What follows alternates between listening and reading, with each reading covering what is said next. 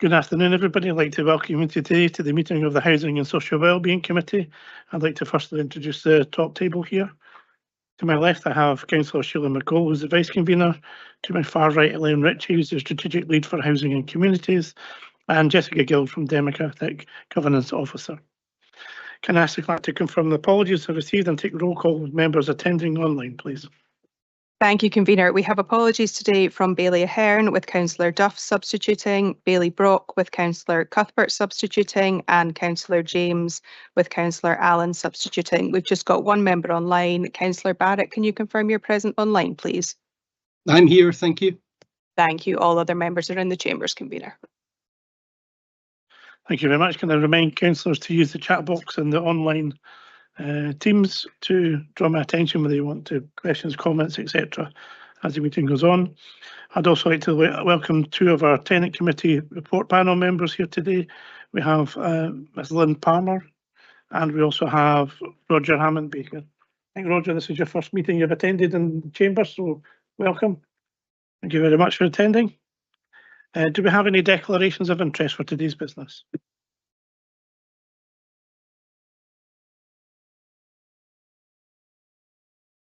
Thank you very much. No declarations of interest. We move to item 3, which is a minute of the previous meeting. Can we agree the minute of the 26th of March 2025? Thank you very much. We move to item 4, which is the Police Scotland end of year performance report from April 24 to March 25. Can I ask Chief Inspector Greg Burns to present the report, please?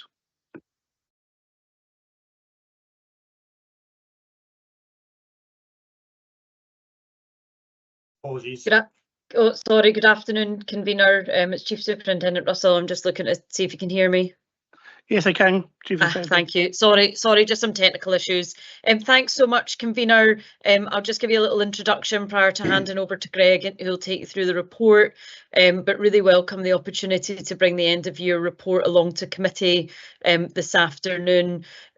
Greg will shortly take you through some of the highlights of the report, but I'm sure members will agree as you've gone through it. There are some significant positive elements of work through partnership approaches with police and other local partners across Perth and Kinross, which have been delivered on across the course of the year.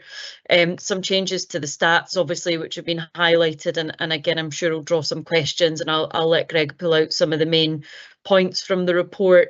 But overall, a really important and worthwhile report for Perth and Kinross that summarises the work that's been undertaken over the last 12 months. So without further ado, Convener, I'll hand over to Greg and he'll take you through the report. Thank you. Thank you very much.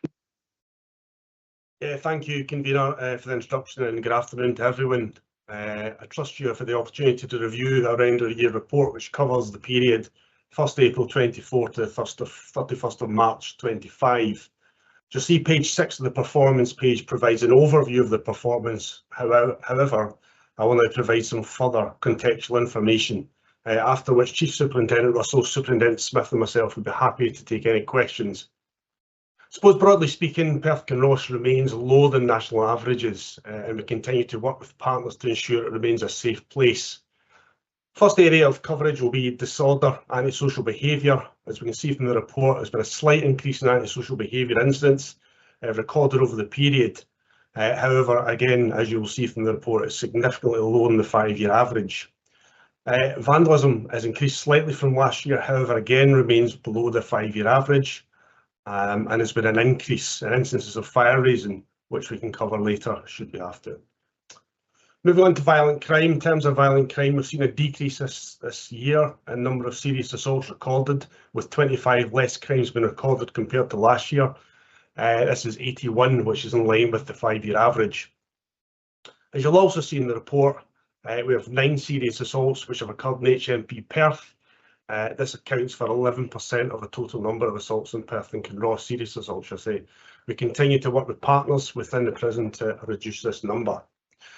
Positively, detection rates for serious assaults are positive, with all currently detected. Robberies have increased by 7 crimes compared to the previous year. The detection rate has also improved. Some inquiries remain ongoing and on the hands of CID, so I expect this picture will improve going forward. Further to this, analysis of these crimes show that a significant number of undetected robberies relate to incidents within private dwellings, often with limited witness, which can make detection difficult, as you can imagine. Common assaults have risen compared to the previous year, however, positively, the detection rate has also improved. Moving on to public protection, there's been 76 rapes recorded during the reporting period, which is an increase of 28 and 12 on the 5-year average. The detection rate for rape has increased to 57.9%, which is 20% up in last year. However, similar to robberies, a number of these remain under active investigation by special units, and are anticipated our performance in this area will improve. Positively, sexual assaults have dropped from 120 last year to 112 this year. There have been 6 human trafficking crimes recorded in P&K. At this time, 3 have either occurred out with Tayside, and 3 have been deemed to have no criminality involved. These figures include breaches of human trafficking banning orders. Moving on to road safety. Perthing and Ross have tragically suffered 7 adult fatalities for the period under review. This is an increase of 3 in the previous year. All of these incidents are investigated by our Divisional Road Policing Unit under the supervision of a senior investigating officer and collision investigators. We continue to see a marked reduction in the number of speeding offences also, which is positive. Moving on to acquisitive crime, domestic house break-ins have decreased by 3, less been reported. The detection rate is also up 2.4%. Commercial house break-ins have increased by 17 for the last year. However, we have managed to detect a significant proportion of these crimes and have seen a 24.9% increase in the detection rate. Theft of motor vehicles has reduced overall this year, down 8 crimes, although rural crime forms a large part of this. Tulloch saw the most crimes with 4. Quad bikes have also been high on the theft list.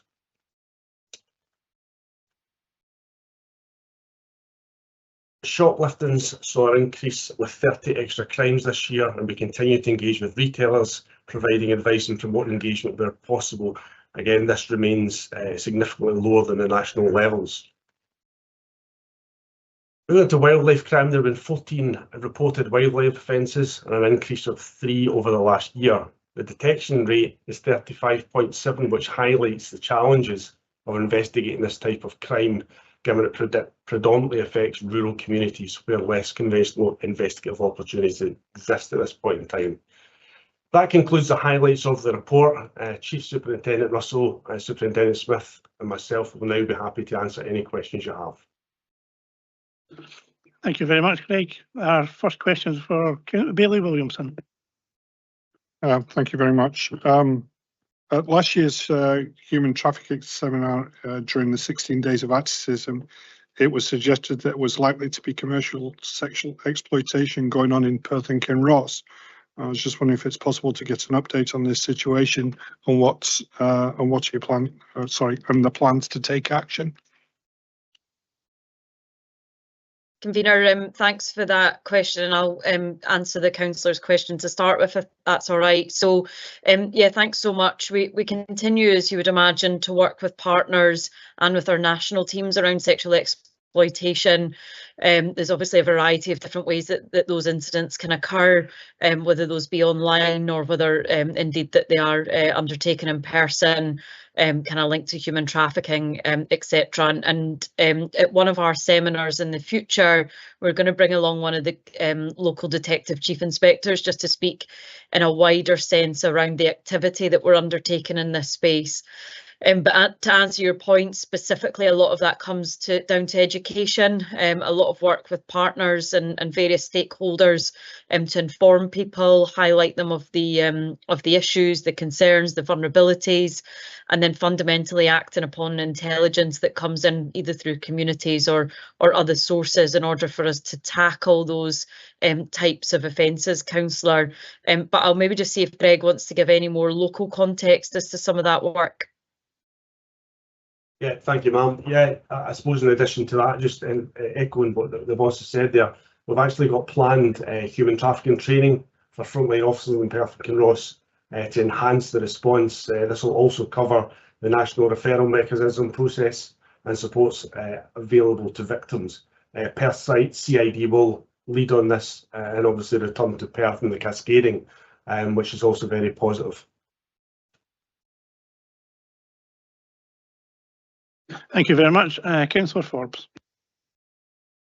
Thanks, both of you for that information. I wonder if I could ask a fairly general question about the numbers. I'll use the speeding offences just as an example. So I assume, therefore, if you spend an awful lot more time at the side of the road looking for people speeding, you'll get more results. Do the way you've presented the figures accommodate that, or is it a case of we spend more time doing this, therefore we'll find more speeders? Is it as simple as that? Yeah, thanks, Councillor. And again, I'm going to let Greg pass his road traffic sort of experience here. But fundamentally, there's a number of ways for us to detect speeding. But yes, you're right. If we are stood at the side of the road with speed guns and we're looking to try and prevent and detect speeding, then that will show an increase in terms of those numbers. Those stats are stats that are generated through police-only speeding. I believe, but like I say, I'm going to let Greg pass some kind of roads policing knowledge on here. Yeah, thank you, ma'am. Thank you, Councillor. Yeah, hopefully, I suppose firstly let me reassure you that's obviously speed and road safety is obviously it's a road safety casualty reduction is the prime priority here. And as you quite rightly say, if we stand at the side of the road for longer periods, we will catch more speeders at this point in time. However, what we have to remember is we work closely with partners, Transport Scotland, local authorities, to monitor different areas through different, intelligence-led complaints. Maybe I get a lot of complaints in myself to the inbox regarding speeding, and as a result, we'll respond to that where we can. There's a number of different elements we'll use to that, and we will link in with our partners frequently, regularly, to obviously go out and patrol these areas. But at the end of the day, it's down to casualty reduction, and we will go where the problems are and the priorities are. But to surmise, I suppose, yeah, if we stand at the side of the road for longer, we will get more speeders at this point in time. Thank you very much. Councillor Allen. Thank you, convener, and thank you for the report. I'm going to build on that, if you don't mind. I'm sorry for sticking on the speeding theme, but as a councillor, one of the biggest inbox problems I have is people complaining about speeding. Now, as you're probably aware, we're now rolling out 20-mile-an-hour limit zones throughout Perth and Kinross. Do you see that as a further challenge? Because I certainly see it as an issue for me, because I'm going to get more complaints. Thank you. Thanks so much, Councillor. And I think it's a really important point, and one that we speak about quite frequently when we speak about speeding and the implementation of the 20-mile-an-hour zones, the Scottish Government strategy around reducing speeding and ultimately those areas being self-policed, for want of a better term. I think this is the difference between speeding and the perception of speeding. And of course, sometimes what happens is that the public have a view that cars are speeding when they aren't. And of course, those complaints come into the police and the council. So we will continue to respond to those. And we will continue to look at the casualties across the road network, Perth and Kinross, across Tayside, across Scotland, and then deploy our resources to, as Greg says, prevent casualty or have casualty reduction. And of course, where there's a 20-mile-an-hour zone, the hope is that actually that driver and rider education is enforced through that, as opposed to ultimately police officers being stood at the side of the road. We do deploy a number of different tactics. Locally you'll see the various different approaches around the sort of pop-up gyms that we used to have and now diversified, thankfully, so that we've got obviously the male and kind of female speed deterrents. And as Greg's already touched on, we work really closely with roads policing, who support obviously the speed and detection in the local area. So whether we'll see an increase, in answer to your question, due to the implementation of the 20-mile-an-hour zones, I don't know, Council. My hope is that people will just ultimately abide by the law and not speed through those sections of the roads, and fundamentally prevent casualties. Thank you very much. Councillor Braun. Thanks, convener. I've got 3 questions, but I'll split them up because they're not related anyway. Right. Okay. So the first question is, I'm afraid, back to the question of speeding again. It's obviously an issue for all of us to deal with. Get an echo. Yeah, I would come in and answer that if you wouldn't mind, boss. That's fine.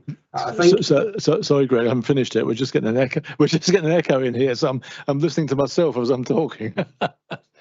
No, it isn't a good thing. No. Are we clear? I think we're clear now, aren't we? Yeah. Sorry, Greg. Yeah. So speeding is an issue we have, and obviously, like all my colleagues, we're constantly being pestered about complaints about speeding. One of the issues we discuss at community councils, and I've got two in my area, is the question of community speed watch, which of course is a device whereby you can collate data, which can be passed to you, and then that can be you can contact the drivers and warn them they've been caught speeding. You can't prosecute with it, obviously. One of the community councils that I met, and I have actually sent an email to you, Greg, on this, but I thought I'd ask you while you're here, is a company called Auto Speedwatch, where the camera is actually fixed to a lamppost or a pole. It's calibrated, does exactly the same thing, but you don't need two people standing by the road at risk of abuse. And the question has come up. It collects the data, number plates and speed, but obviously you can't prosecute with it. Is something like that acceptable to the police to use as with community speed watch, that you write to the driver and warn them they've been caught speeding? Yeah, can I just come into that one, ma'am, if you don't mind? Yeah, Bob, I did get your email.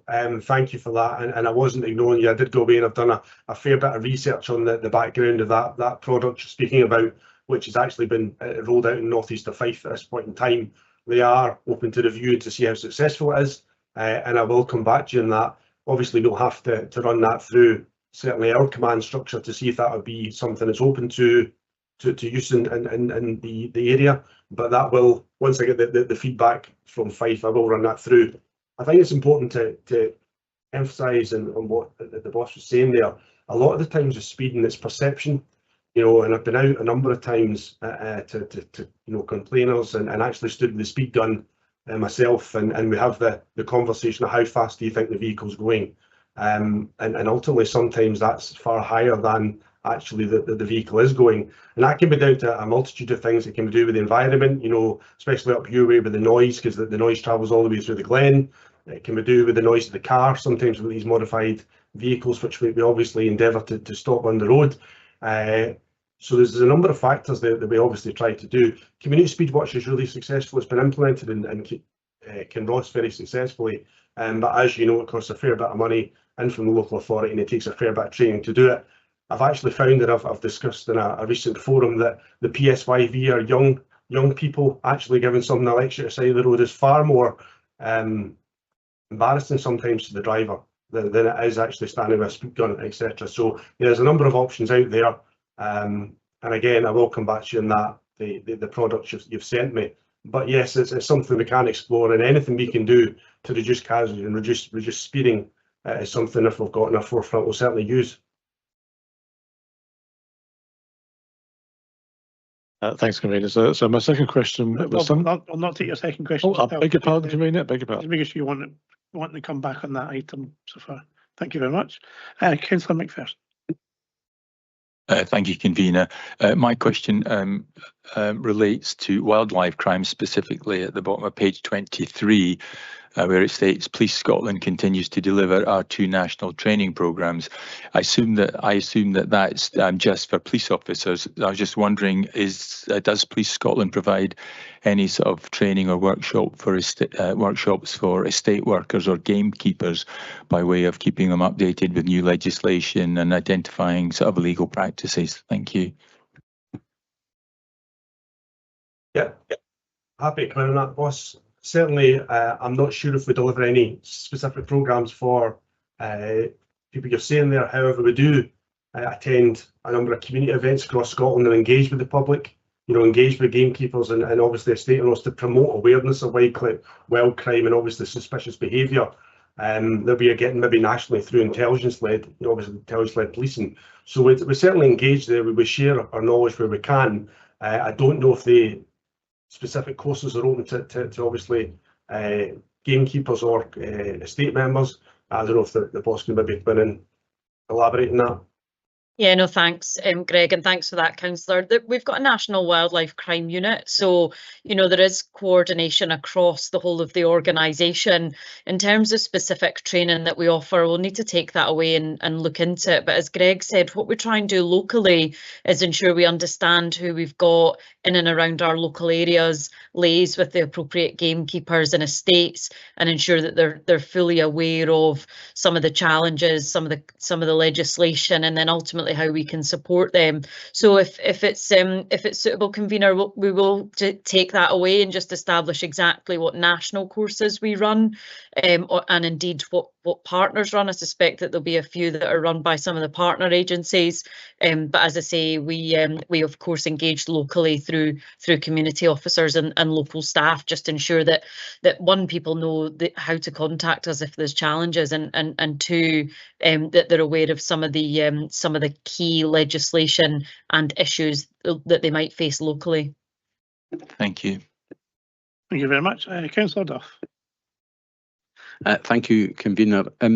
Page 10 of your report talks about common assault of emergency workers, and I note that there were 122 crimes in the past year, down from 142 the previous year, but still obviously 122 too many. The question I was going to ask is now you've rolled out the body-worn cameras, I wondered if there was any indication that this was having a positive impact on this particular crime. Thank you. Thanks so much for that question, Councillor.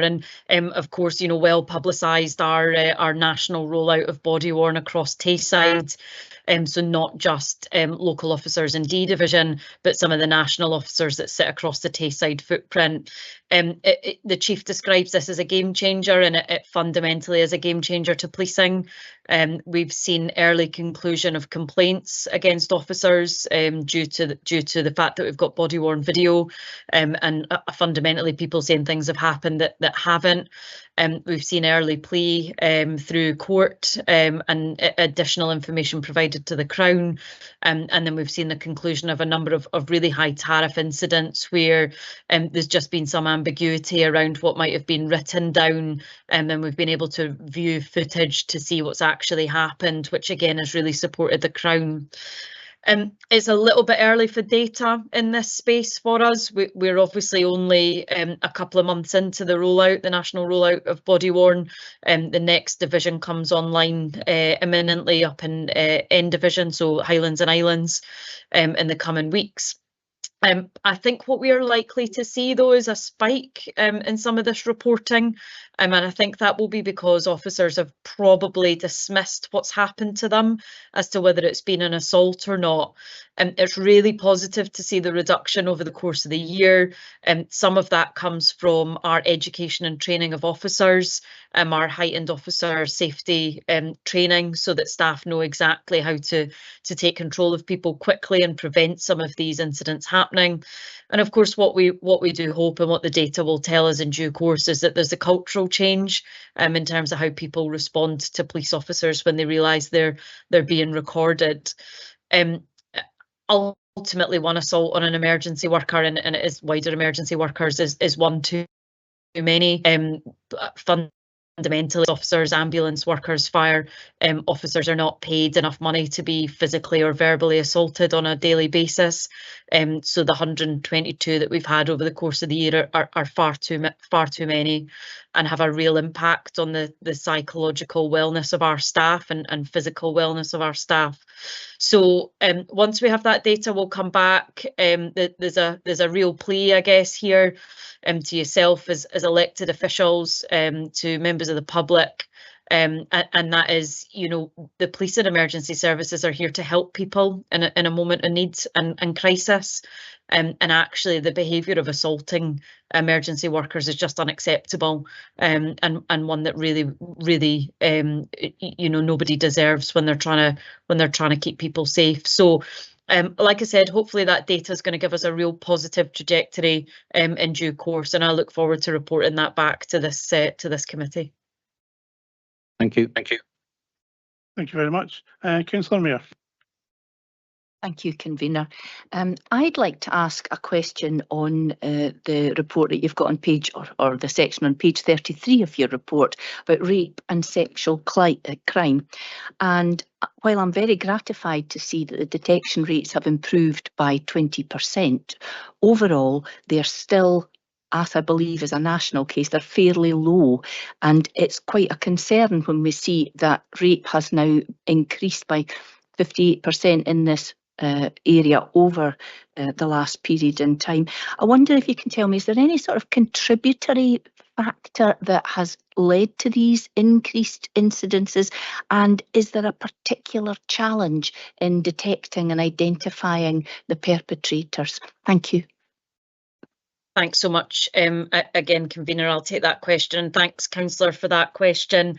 So there's been significant work done across Police Scotland over the last 5 years in terms of our approach, predominantly towards violence against women and girls. Again, well documented and publicised. Not dismissing the fact that quite clearly men can be victim of rape as well. And the campaigning that we've done has been ultimately around trying to get people to step forward and seek support, make the complaints to police, and allow us to do what's required in terms of investigation. That undoubtedly has seen an increase in terms of reporting, and it's a welcomed increase. And I know that's a challenge when you look at the numbers, and I completely understand it's an uncomfortable position for me when we see those numbers go up. I think what it tells us, though, is an increase in confidence and reporting towards police, and that we will absolutely take those matters seriously. We will absolutely investigate those matters. We use appropriately trained detective inspectors to review all of rape incidents and inquiries, and we are supported in terms of national teams around our approach to rape. So again, you know, it's a challenge when those numbers go up, but it's positive that people can come forward and report it to us. In terms of the element around identifying offenders, more often than not, offenders are named or known to people, and those come into us with that identification of those individuals. The Lord Advocate's released updated guidelines around corroboration and what that means for us in terms of rape and sexual crime, which again, it supports an approach towards the victim and ultimately the distress and various other factors that now are really taken seriously by the Crown. And it is very odd occasion that we have an unknown offender for a sexual offence or certainly for a rape. What I would provide some comfort in is, should that incident happen, as I mentioned, there is a full response from Greg's team, the rest of my teams across the division, the local criminal investigation department, and then the national teams to identify those offenders. And we do that absolutely robustly in order to ensure that nobody else comes to harm. Greg, I don't know if you want to touch on any kind of local elements around some of our figures in relation to rape. Yeah, thank you, ma'am. That's much appreciated. Without the fear of repeating what Chief Superintendent just said there, you know, sexual and domestic crime, there's a number of reasons for the, I suppose, the increase there. As I said, it's increased confidence from victim ultimately, which is really positive. It's also improved initial responses from police officers when attending domestic incidents, and I suppose from proactive investigations by our officers, which often uncover unreported crimes where maybe the victims felt unable to report that, and as a result the figures do go up at this point in time. I think it's really important to take into consideration that actually in some of these cases multiple reports come from the same person, which have happened over a long period of time, which requires a fair amount of investigation. And as I said, and it's actually said in the report, that we've got a number of inquiries which are outstanding and have got a lot more inquiry to do. So that's going to be an improving picture overall. And again, to echo what Chief Superintendent just said there, our teams, if the worst should happen with a stranger rape or sexual incident, the teams will investigate that robustly. However, this is obviously, it's not the norm, and it's normally the offender and victim are known to each other. But yeah, albeit that the figures are up. I'm confident that's through confidence in victim and reporting, and obviously our robust investigations. Thank you for that.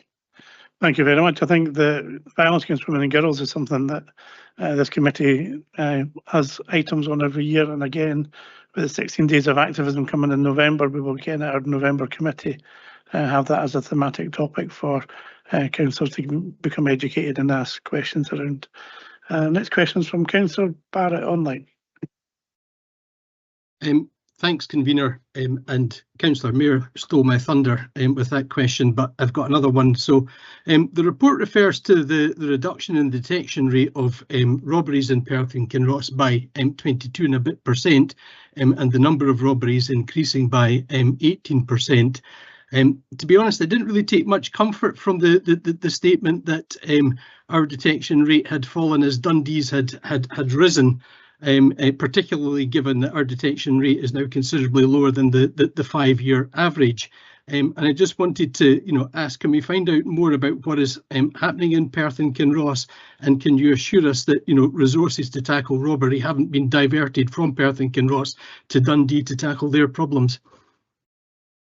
Yeah, thanks so much for that question, Councillor. So yeah, fundamentally, no, I have not diverted resources from Perth and Kinross to Dundee to deal with a robbery challenge. So you're absolutely spot on to ask that question. And the resource across Perth and Kinross remains consistent and absolutely tackles the challenges of robbery.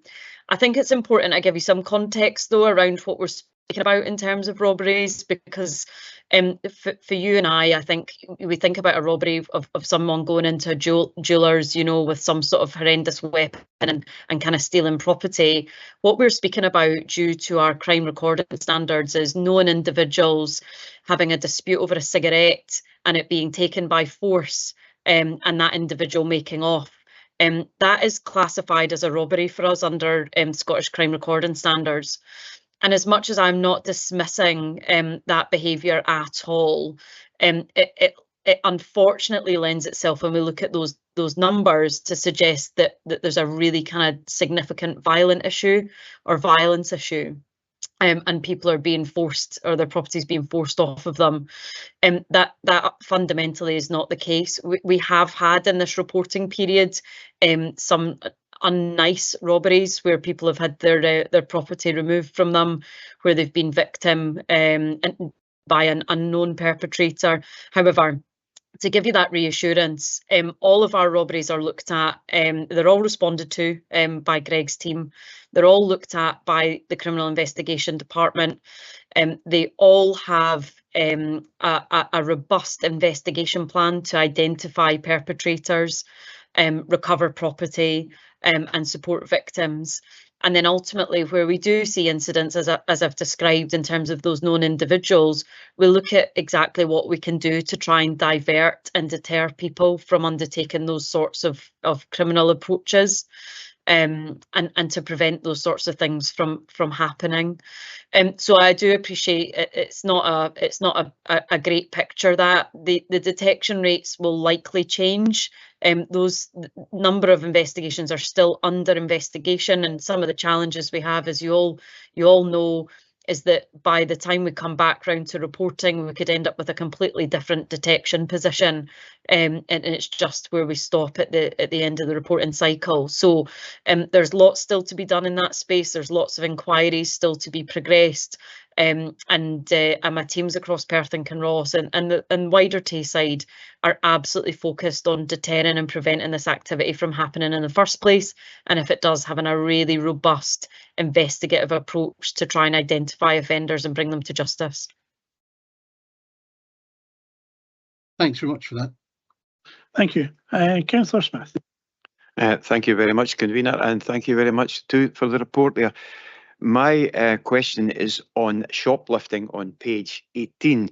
This seems to be a national epidemic that we're having at the moment. I unfortunately was in a shop the other day of a large outlet in Perth, and the girl allegedly informed me that there was a European gang who at the moment throughout their shops had stolen over £60,000 worth of goods. Now, I obviously asked what the police response was, and she just shrugged her shoulders and almost said, well, when they turn up.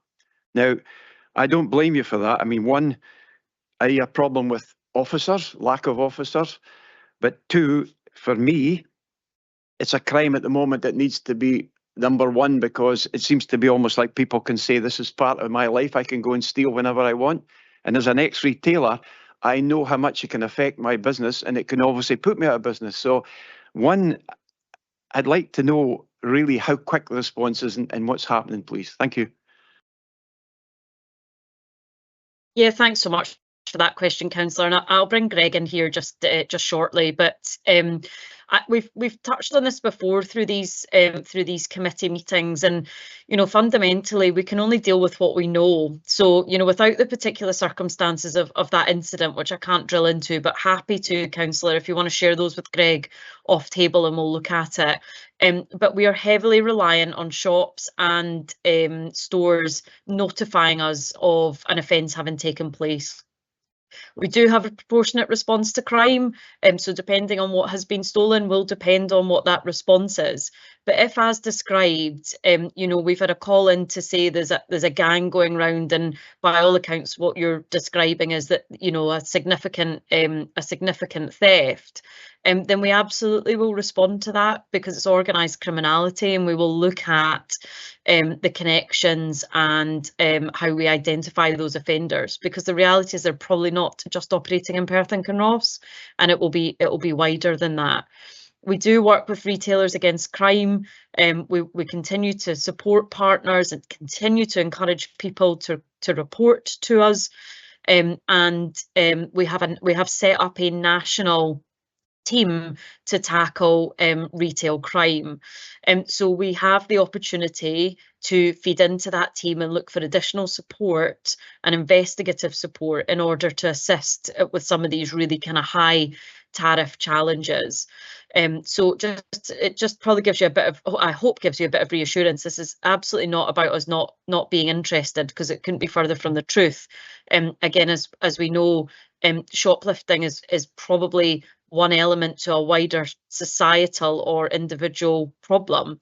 And in order for us to tackle or support that, we need to be able to need to be able to understand it.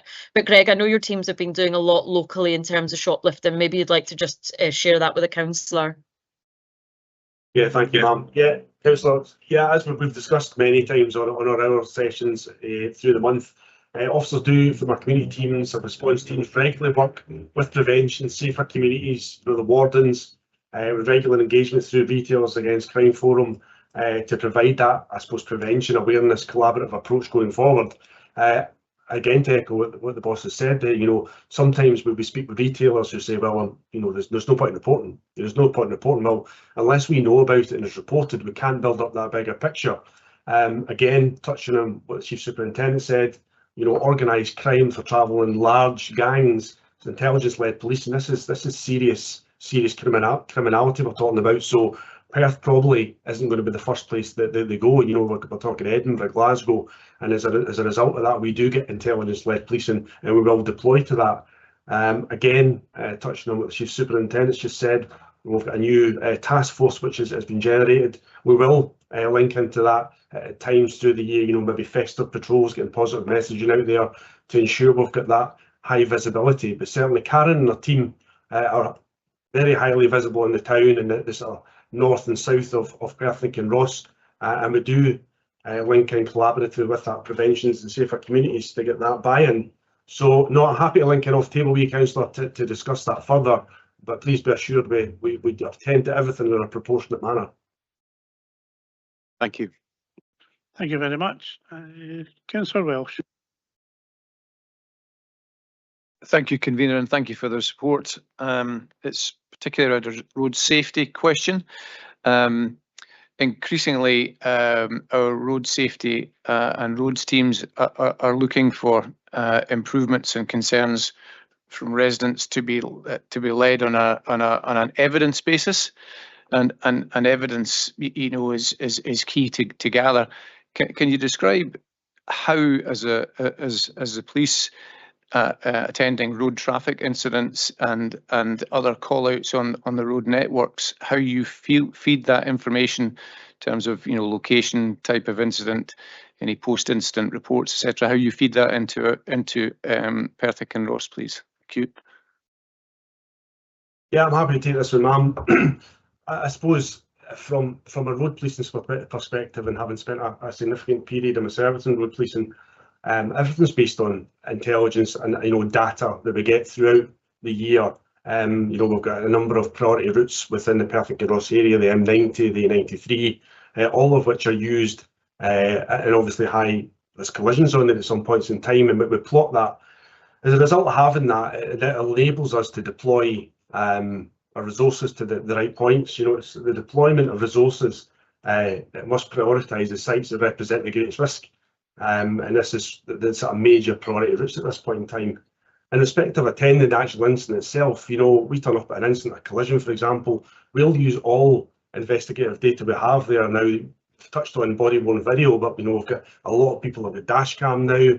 There's a lot of in-car technology that can give us data, telematics in respect to what's actually happened to the car.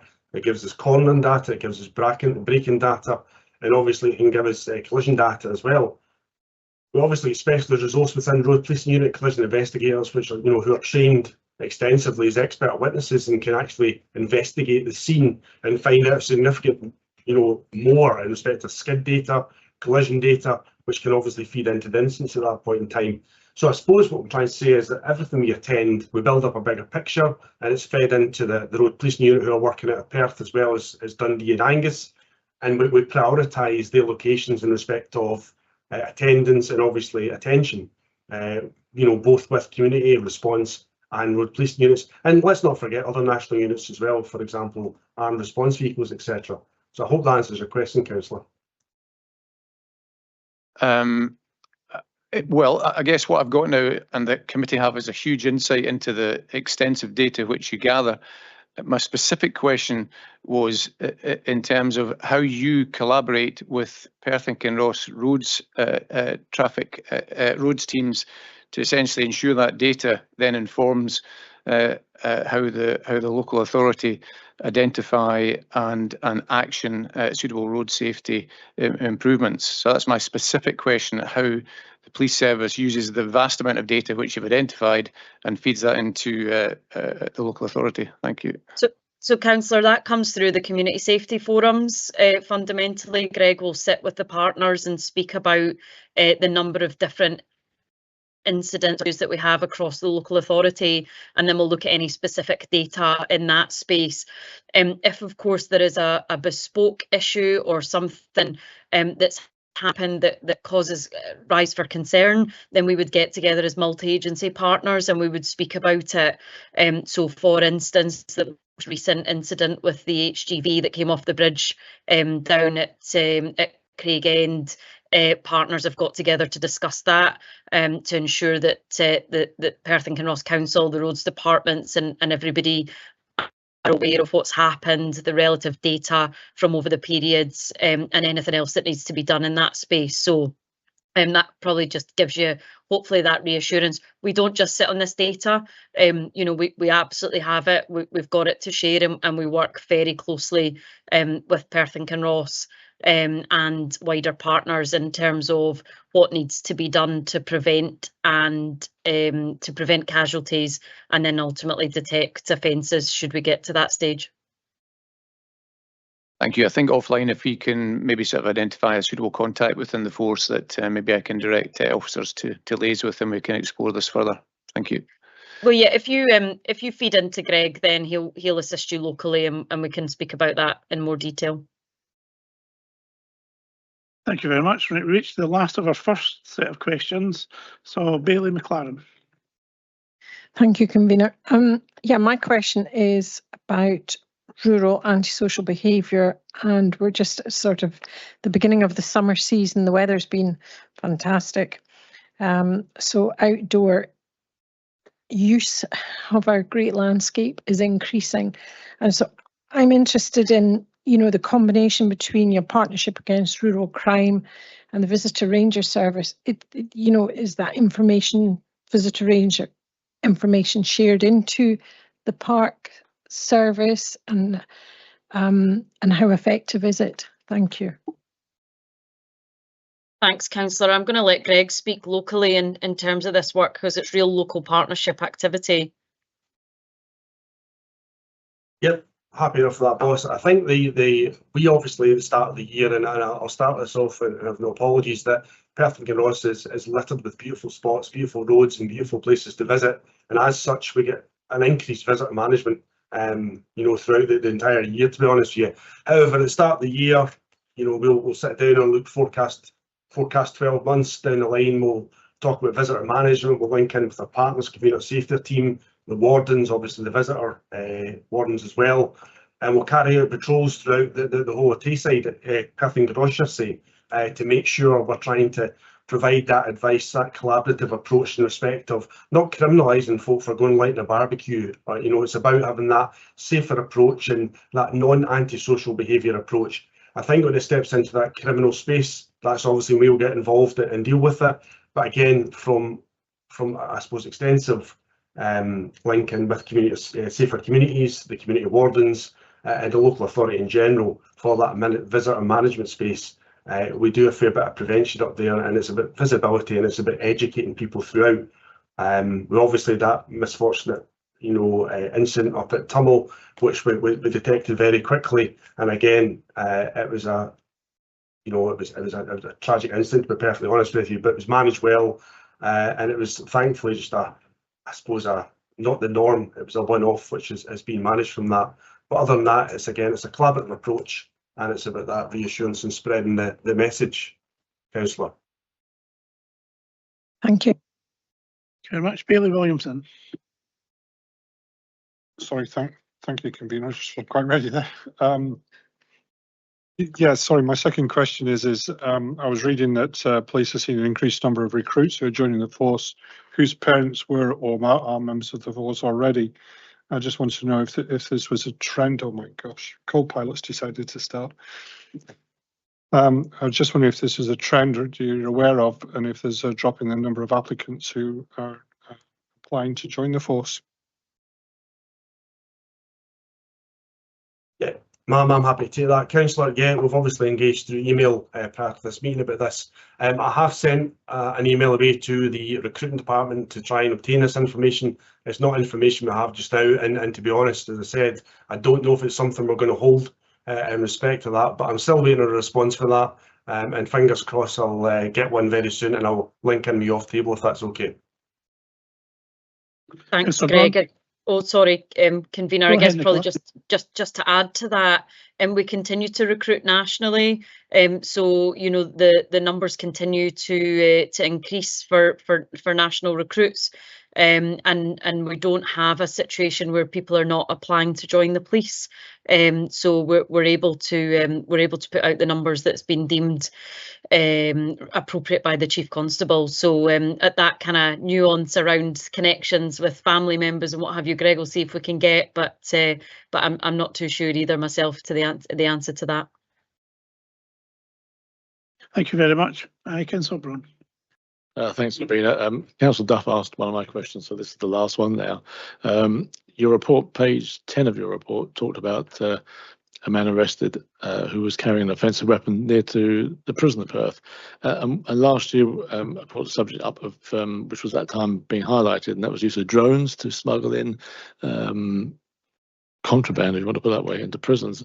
I just wondered, now a year later, has any record of this being increasing? Is this sort of thing increasing, using drones to get goods in? Because the fear at the time was that it wouldn't just be mobile phones, that eventually it would be some form of offensive weapon. So has there been an increase in that? And is there anything that can be done to stop it? Yeah, what I will say is, thanks to your question, firstly, is that we do a lot of joint working with the prison, obviously our teams, to prevent any criminality in the prison, obviously around the prison, or obviously prevention within where we can. The question was asked of drones. Obviously technology is moving on phenomenally quicker than anything else, to be fair, and sometimes criminality is further on again. So it's very, very difficult to keep up with the technology all the time because it constantly changes. What I will say is with the prison teams, the community teams, calendar team, we run a number of operations which have been really successful. We're documented in the report about recoveries of drugs, offensive weapons, near the prison, interventions that are obviously going towards the prison. There's a number of inquiries that are outstanding also at this point in time, and I'm hoping going forward with a bit more investigative with the CID we'll get a good detection from that. Drones will still be used. We're still, they're still dropping things in, and we're still working closely with the prison to obviously prevent that. But as I say, it's a very difficult thing to prevent all the time because technology is moving on so quickly. Thank you very much, and thank you for the report. Thank you. Councillor Mayor, for your second question. Thank you, Convener. I'd like to ask a question about effective engagement and communication with the public as detailed on page 35 of your report. I'm obviously delighted to know that you're going out and about and seeing people face to face, and I do think that's probably the very best interaction you can get. But I was just wondering, what kind of participation do you get from the public when you do things like your coffee with a cop? And I see, as per my colleague Councillor Smith's question earlier on about shoplifting days of action in the city centre and the engagement sessions at schools, do you get good positive participation from the people that come along? And do you see that then becoming embedded in behaviour? Thank you. Thanks so much, Councillor, for that question. And yeah, we do undertake a number of different ways of engaging with the community. So not only do we do in-person coffee with the cops and various different drop-ins, we run online surveys throughout the course of the year. We're constantly trying to encourage communities to speak to us around what their challenges are and have their voice heard so that we can respond to that. And we run various different satisfaction surveys as well, just seeking that constant feedback so we can develop and evolve as an organisation. Specifically in terms of the points that you've raised, though, we get really, really positive buy-in from people when we do various different things like coffee with a cop or engagement at schools or various other partner activities.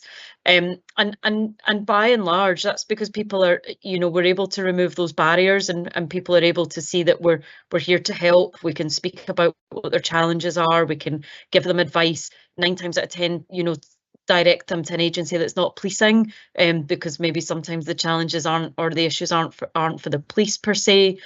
So we get really, really good buy-in. Greg's community teams across Perth and Kinross are absolutely invested in undertaking this sort of proactivity and this sort of community liaison. And we've touched on a couple of times throughout the committee today around the need for intelligence and local intelligence in order for us to act.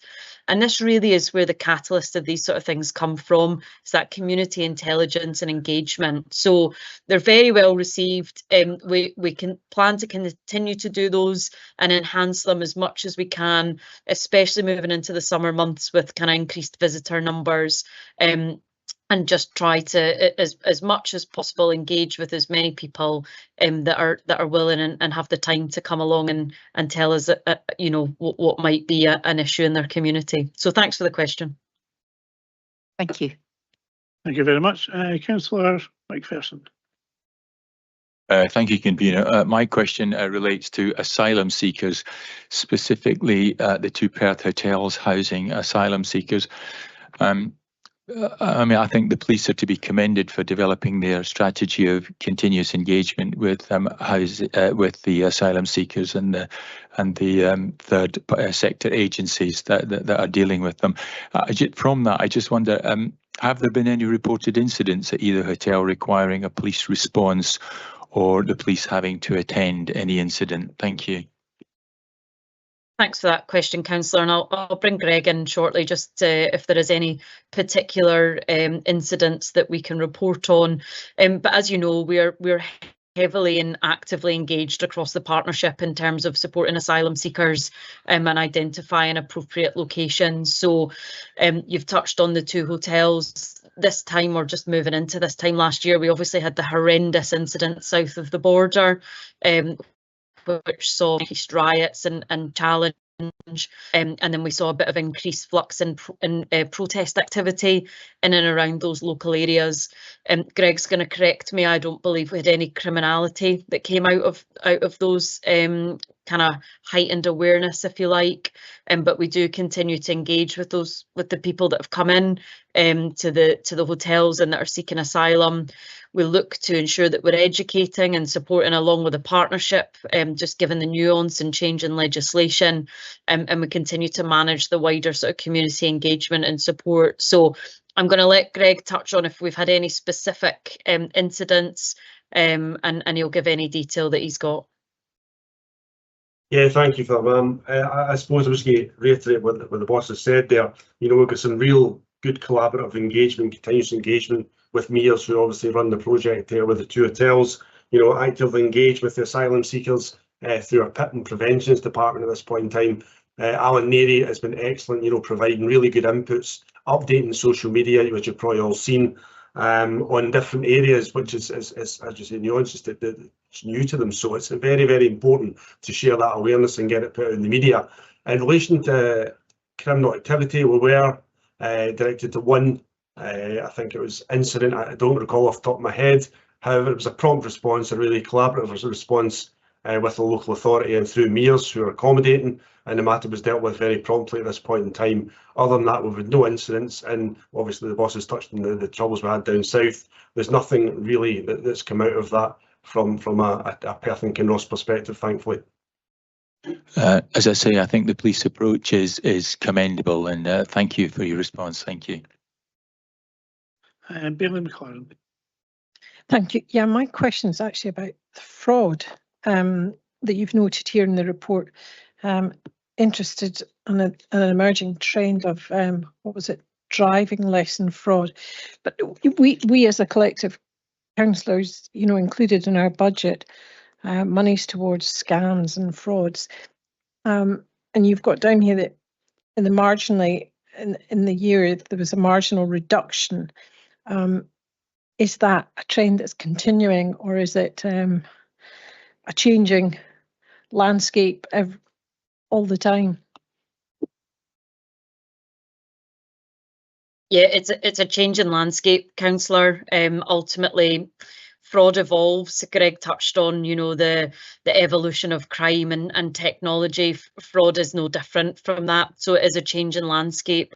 What we have done is really work hard with the likes of banks and various other kind of online agencies to try and prevent and detect fraud. As everyone in the committee will know, you know, the ability to now move money around bank accounts is so much harder than it used to be, which is a great thing. We still work really closely with the banks in person in terms of the banking protocols and individuals that come in to try and take large amounts of money. But the challenge is, as you well know, is that you know, people make these phone calls and report to be somebody else, and before you know it, unfortunately, you know, individuals that find themselves in difficult positions with sharing details. But it's an evolving picture. There is work nationally, and we work very closely with the City of London around fraud. So there is work ongoing nationally around our approach to fraud, as well as the challenges that a lot of fraud that takes place from out with the country, and actually try and identify offenders and areas, individuals that have been responsible for it are really, really difficult. The differences are where offenders are known to each other, or indeed where you know, we've got known individuals that are fraudulently involved in activity, then that gives us kind of positive lines of inquiry. But again, Greg, is there anything locally you'd like to touch on for the councillor around the activity we've been doing?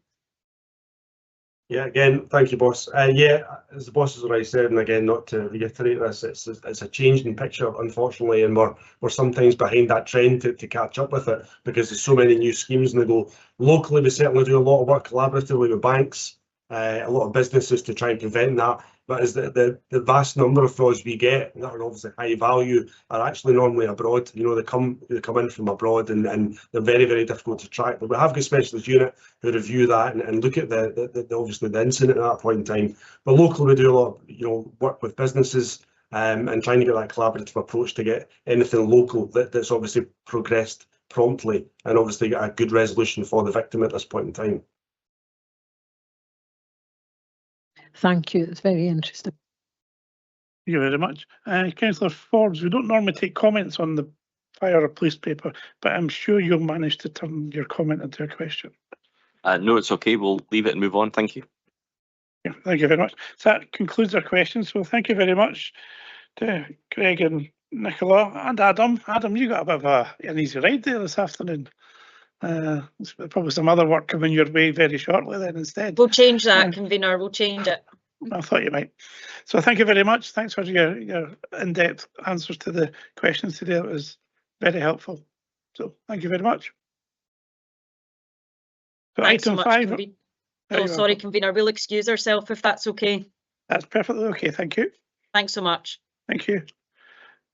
Item 5 on our agenda is the Scottish Fire and Rescue Service end of year performance report, April 24 to March 25. Can I ask Craig Wallace, as the Group Commander, to introduce the report, please? Good afternoon, convener and committee members. Just before I introduce the report and cover off some of the salient points, I'll pass you over to Area Commander Brian Todd, who's going to just give a slight overview on some strategic matters. Thank you. Thanks, convener. Thanks, Craig. Good afternoon, everybody. Just want to take a quick, give you a quick update on our service delivery review programme. The primary aim of the programme is to ensure our operational resources, our people, stations and appliances are matched to operational risk and demand across Scotland. At the end of April, we convened a wide group of stakeholders, including SFRS staff, trade unions, partner agencies and members of the public, to evaluate a short list of potential change options. This event, known as the Balanced Room, was an evaluation of the final list of 23 change options proposals to help inform what would progress to formal public consultation in the summer.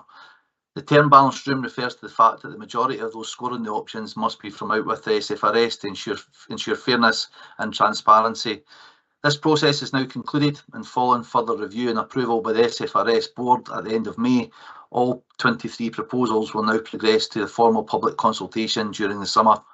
One of the 23 proposals being taken to the public consultation is to replace the third appliance at Perth Station, which is a combined aerial rescue pump, so we call it CARP, with a dedicated high-reach appliance. The third appliance, the CARP, was temporarily withdrawn in September 2023 and is currently being used as a height-only capacity.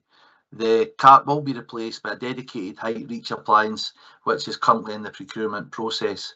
This marks the culmination of several years of work and follows our Shaping Our Future Service Your Say pre-consultation exercise conducted last year, during which we invited views from all 32 local authorities across Scotland. Input from that process has been vital in shaping the direction of the current proposals. By making changes to how we operate, we can free up our staff and resources to invest in more in other critical areas such as prevention and training. Our service delivery review has involved robust impact assessments undertaken to inform our understanding of a wide variety of outcomes.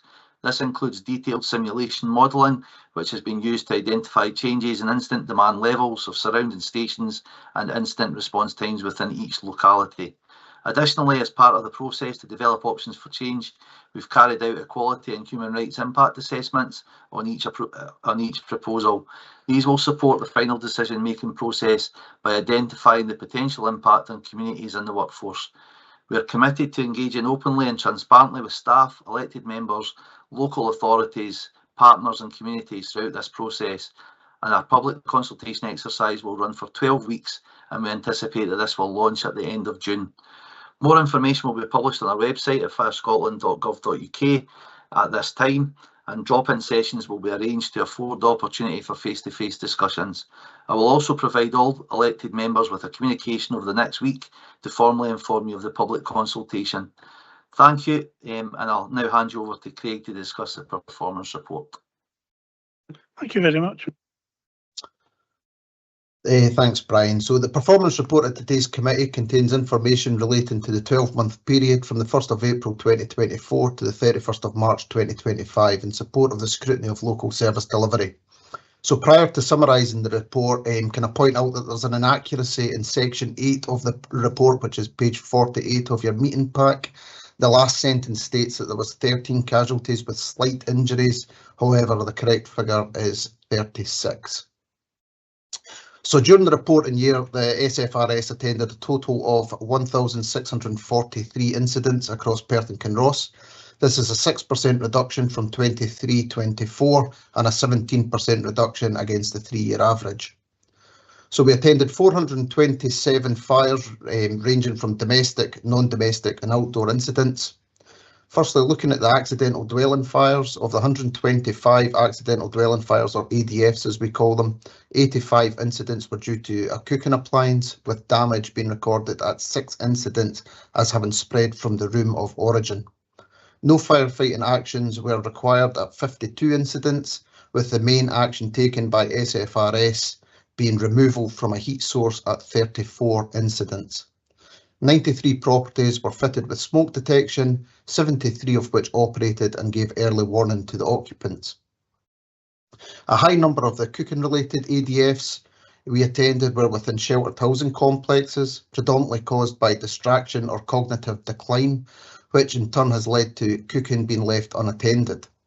Our community action team have been focusing on carrying out additional risk recognition training with sheltered housing managers and staff to help them identify these factors more promptly and in turn take effective prevention action. This may include supporting residents to find alternative cooking methods such as a microwave meal rather than using the hob or a grill pan. Where there are concerns about a person's cognitive function and the potential for gas appliances being used incorrectly, we will liaise with the person's next of kin and Scottish Gas Networks to arrange for a locking cooker valve to be installed to eliminate those risks. We also continue to undertake post-domestic incident response interventions following each ADF, which comprises of a home fire safety visit and advice for the property involved to prevent further incidents, and where required ensure adult or child protection referrals are progressed. Due to technical issues, I've been unable to obtain accurate home fire safety visit statistics for the reporting period. However, this is something that I can provide to committee in due course.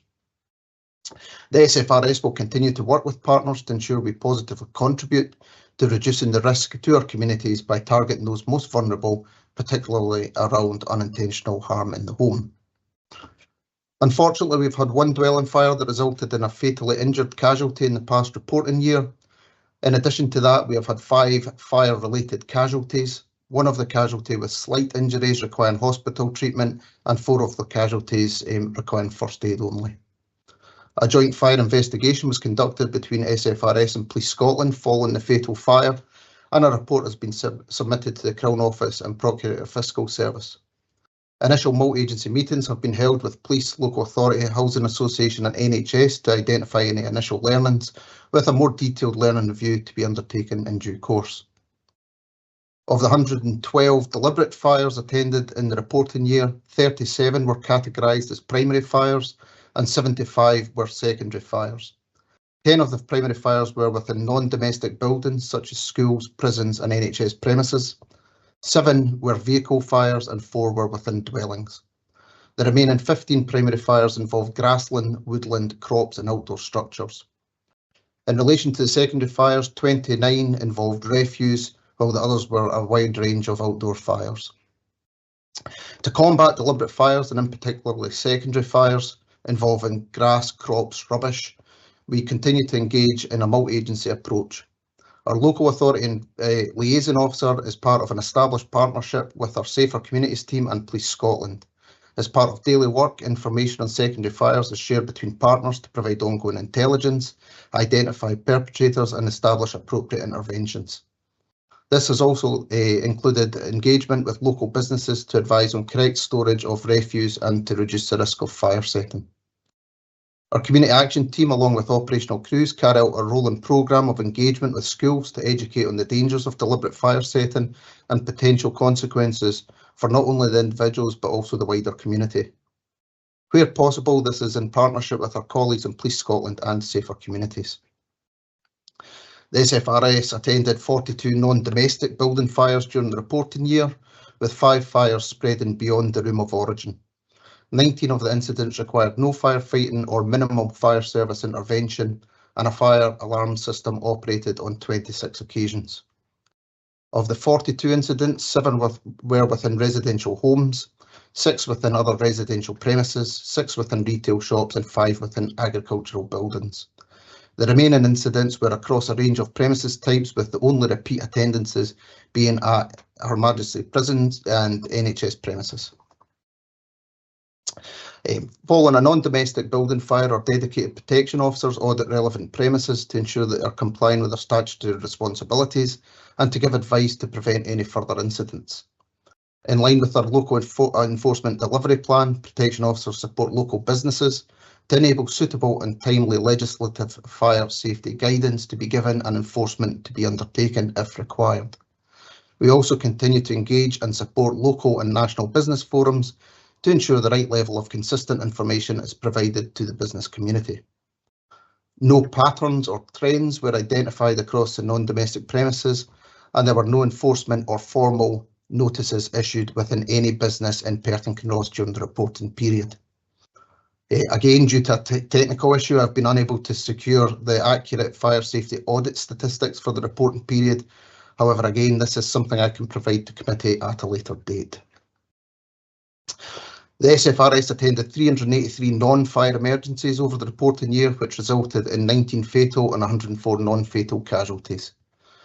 Road traffic collisions, or RTCs as we know them, account for a high number of casualties every year, with 5 fatal and 57 non-fatal casualties within the reporting year. Of the fatal casualties, this was from 4 separate RTCs, 2 of which were within the Strath Tay ward, 1 within the Highland ward, and 1 RTC resulting in 2 fatal casualties within the Strathallan ward. In relation to the non-fatal casualties requiring hospital treatment for serious or slight injuries, Strath Tay, Highland and Strathmore wards had the highest number. A multi-agency approach is essential to reducing RTCs and the associated casualties, with the Perth and Kinross Road Safety Partnership working locally to establish reduction priorities and influence the content of the Perth and Kinross Road Safety Plan. Of the 14 further fatal casualties, 8 were from assisting other agencies or affecting entry to a premises for another agency, 4 from water rescue incidents, 1 was a rescue from an all-terrain vehicle and 1 was from suicide.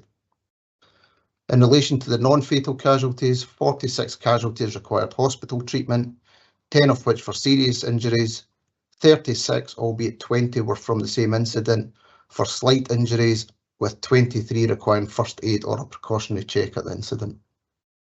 And finally, false alarms are by far the most attended incident type, totaling a combined 827 call-outs, which is 50% of all incidents attended. False alarms can be categorised as unwanted fire alarm signals, or UFAS, which is an activation from an AFA system within a non-domestic premises, or other false alarms, which covers all other types. Of the 231 UFAS calls, 6 were of good intent, 12 being of malicious intent, 213 were due to systems actuating, of which 84 were due to human behaviours such as cooking, burnt toast, testing or accidentally or carelessly activating the alarm, and on 58 occasions due to contaminants such as steam or aerosols. In relation to all other false alarm types, 188 were of good intent, 11 being of malicious intent. The remaining 393 were due to a variety of causes, with human behaviour or contaminants accounting for 235 of them. 169 false alarms were from self-contained sheltered housing, 242 were from within single occupancy dwellings, and 59 were from multi-occupancy purpose-built flats or masonettes. Section 10 of the report highlights some of the community safety engagement and partnership working initiatives and activity that has been delivered across the reporting year.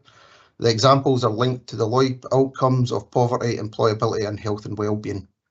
A couple of initiatives that I'll highlight are the Perth Community Fire Station Christmas Gift Appeal. So the station launched its Christmas appeal on the 28th of October 2024 with the goal of collecting 500 gifts for local children who might otherwise wake up to little or nothing on Christmas Day. Thanks to the incredible generosity of individuals and businesses across Perth and Kinross, we surpassed our target by over 300 gifts, which were then delivered to local charities and families in need.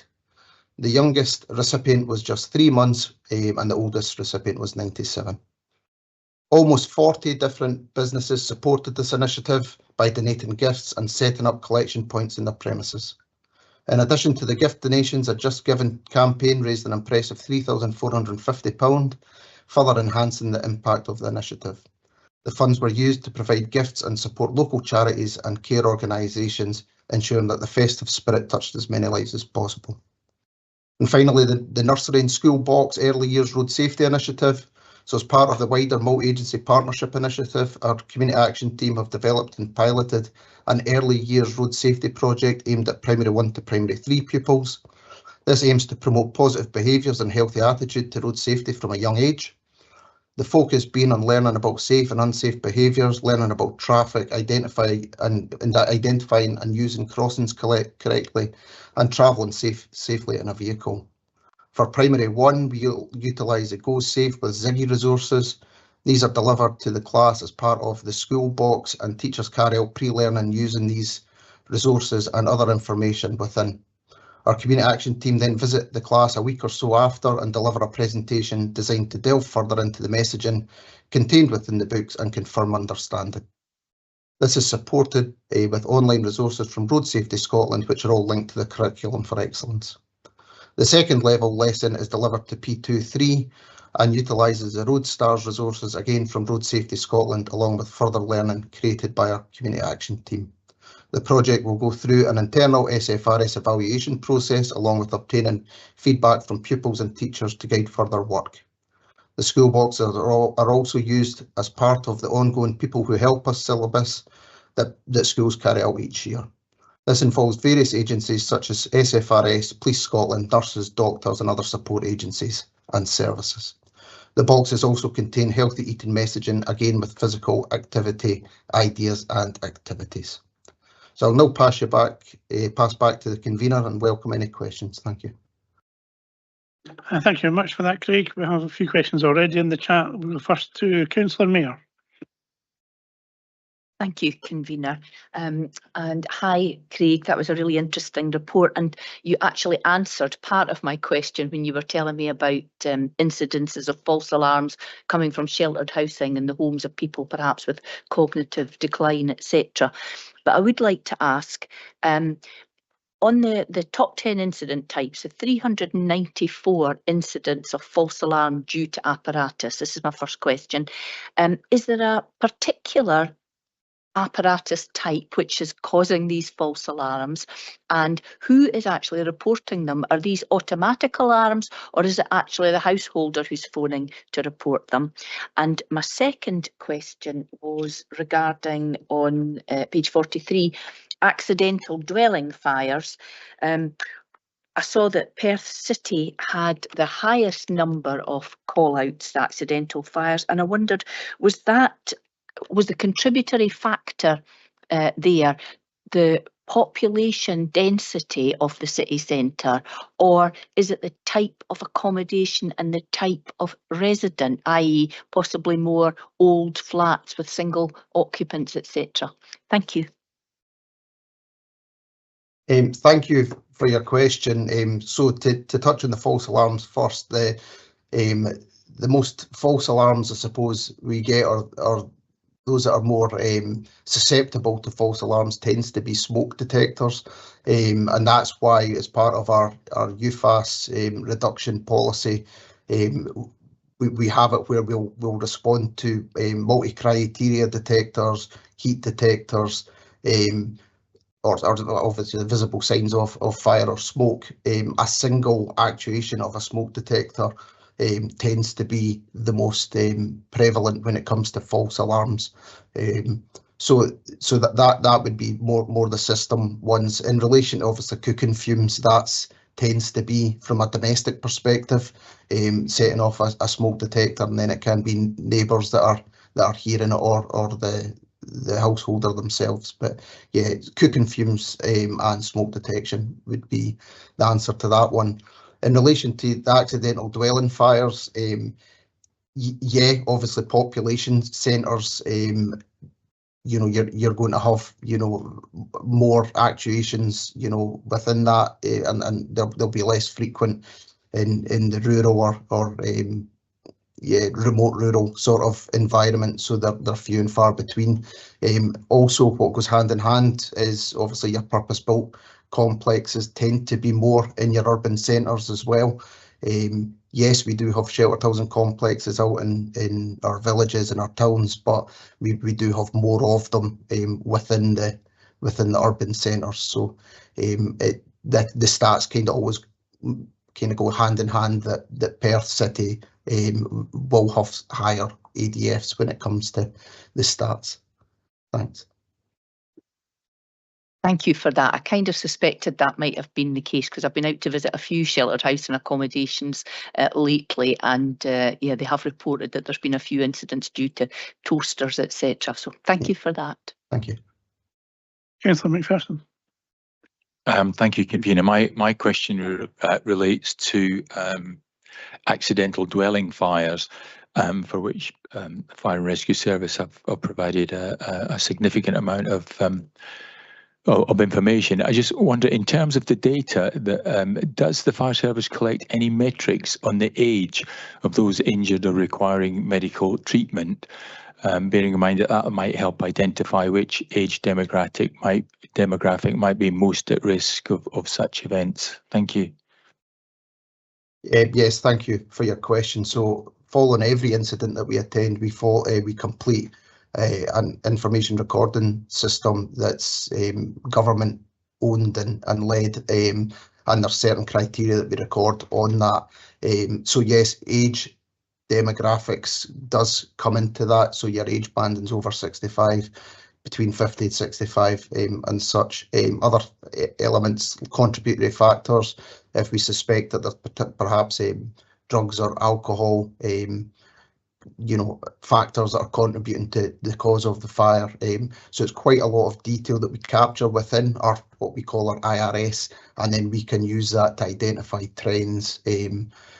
It's certain statistics as published every year by the service, however, and available through our website. However, obviously it's anonymised due to GDPR, and obviously not wanting to be able to identify individual households. But yeah, it gives you a decent enough sort of area for you to be able to identify if there's a spike within that area as such. That's helpful. Thank you. Councillor Barrett.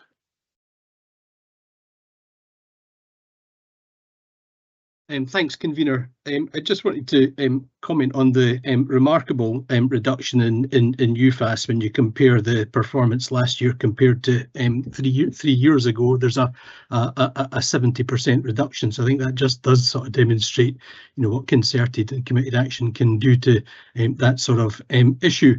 The question that I wanted to ask goes back to accidental dwelling fires, and you spoke about the sheltered housing aspect and distraction being a big issue with regard to the number of accidental dwelling fires. It used to be that alcohol was a big contributing factor. I don't know whether that is still to the same extent, but if it is, I wonder, does referral to, you know, alcohol support services, either through brief interventions or from the Alcohol and Drug Partnership, feature in the PDIR process? Yeah, thank you very much for your question. To be honest, the statistics that sit behind sheltered housing, I wouldn't say that there's any trends to support that alcohol is certainly a contributory factor, or accidental dwelling fires as a whole. I did a little bit of analysis of accidental dwelling fires, and it was quite low percentages that had any contributory factors with regards to alcohol or drugs. But yeah, when we are doing that PDIR intervention, we are considering if there is further support services, if there's any safeguarding issues within the property, and that will be if there is signs of whether it be alcohol or drug abuse within the property. We've got established referral pathways. It all goes through social work in the first instance, and then out to further partners from there. So if there needs to be that onward referral to alcohol support services or even ADPs or such like, we would expect the social work to pick up on that. So does that answer your question? Yeah, no, it does. Yeah. Thank you very much for that. Thank you. Councillor McCall. Thank you, convener, and thank you for the report. I particularly want to commend you on the community engagement work that you're doing. And my question is in that area. You say that you work with partner agencies, but in the nursery school boxes section, you talk about healthy eating messaging with physical activities, ideas and activities. Do you get any input into those at all from NHS Teesside Board? Thank you, Councillor. To my knowledge, I don't think so. It's something that I would have to take off table. It's my colleague, the local authority liaison officer, Nick Yates, that leads on that. It is a pilot, so again, it's good to get that sort of feedback and input, because it might be as the pilot evolves, we do need representation beyond what we've currently got supporting it. So it's certainly something that I can take back to Nick and his team to make sure that we are getting that healthy eating message across from the professionals that can deliver it well, rather than just maybe being a leaflet in a box that might not, have the context sitting behind it that a professional could deliver. Thank you. Thank you. That, but if you could maybe ask them to contact me. Yeah, absolutely. Because I'm a member of the Population Health Committee on the board, Teesside Board, and we just had the conversation about these exact things yesterday. So it's very prominent in my mind at the moment. So if Nick wants to contact me, I'd be more than happy to see how we can try and align, even if it's the same literature, so there's not competing bits of information going into schools in particular. No problem at all. Thank you very much. Thank you. Thank you very much. Councillor Mayor, for your second question. You still have one? Sorry, convener, I asked them both in the first question. I apologise. You sneaked that one past me. Now Councillor Braun's going to be on it, maybe getting two questions at once. Things I can do. Thank you very much. So, gentlemen, that seems to be the questions the committee has for you today. So thank you both. Area Commander Todd, you gave us a briefing, the verbal briefing regarding the changes to the service going forward and where you currently are, and that was very grateful. It will be good to get a written briefing on that to the committee so that can then be shared with other councillors who don't sit on the committee as well. So we could sort of distribute that for you if you provide it to us. And that'll be provided within the next week. That's on my to-do list, and that'll be done this week. You'll receive something. That'll be perfect. Thank you very much. So thank you. And as suggested in the chat by Councillor Cuthbert, we'll take a 10-minute recess and then we'll come back to paper 6. Thank you. Right, thank you very much, everybody. Thank you for that recess. And we now move on to item 6 on our agenda, which is the annual update of Perth and Kilnoskie's local housing strategy for 22 to 27. Can I ask Nicholas Savorsky, Place Strategies Manager and Chief Planning Officer, to introduce the report, please?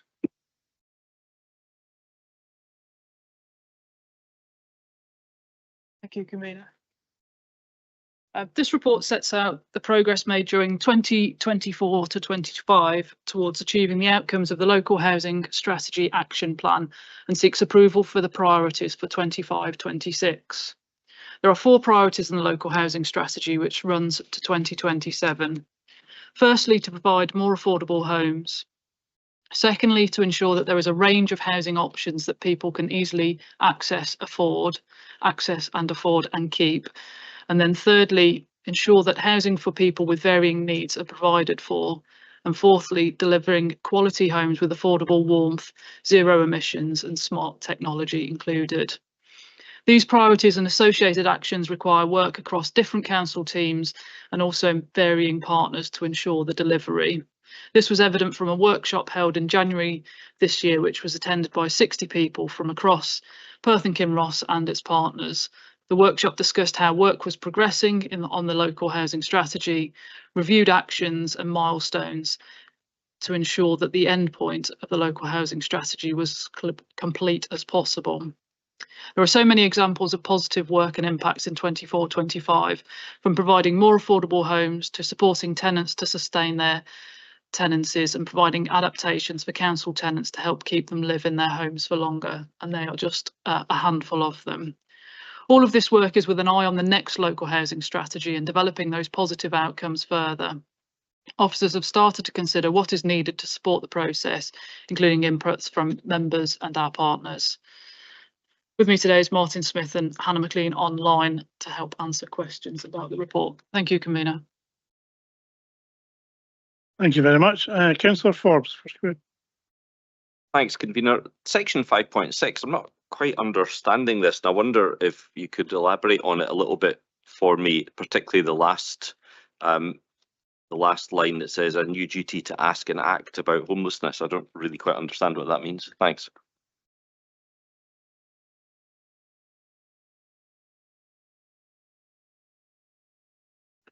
Martin, online, are you able to answer that question?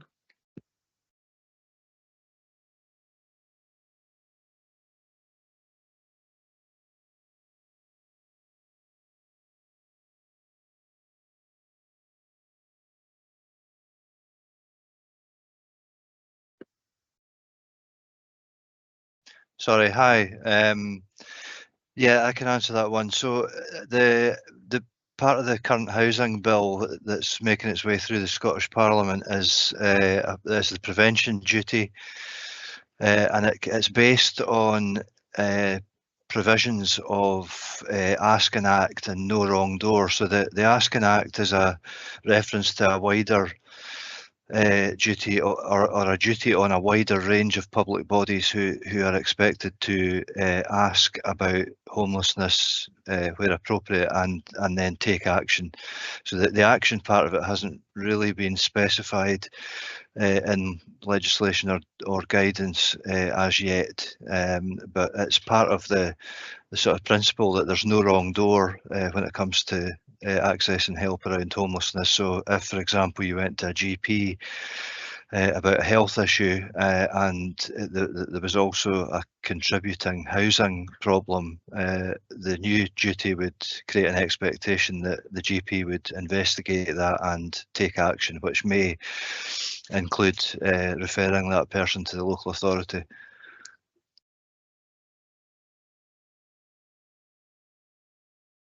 Thank you very much. Councillor Braun. Thanks, Convener. Looking back at 4.6, we mentioned the concept of tenant downsizing scheme, which is, I appreciate, relatively new, but have we had any indication yet if there's going to be anybody interested in that sort of thing? Martin? Yeah, I can take that one again. So thanks, Councillor Braun. It is very new, and it's the particularly new part of it is the fact that we're going to make it a bit more proactive. So we'll identify tenants that we know to be under occupying their properties and proactively offer them the opportunity to move with incentives, as opposed to the previous scheme, which was more based on people who come to us making an application to move. So we're in the very early stages of that. We've had 2 or 3 meetings with relevant staff, and we're going to ask our tenant and resident participation team to take forward a piece of work around engaging with the tenants who we understand to be most under occupied in their properties, which is a relatively small number, but in some cases quite large properties that we could get back if we can work with these tenants to downsize.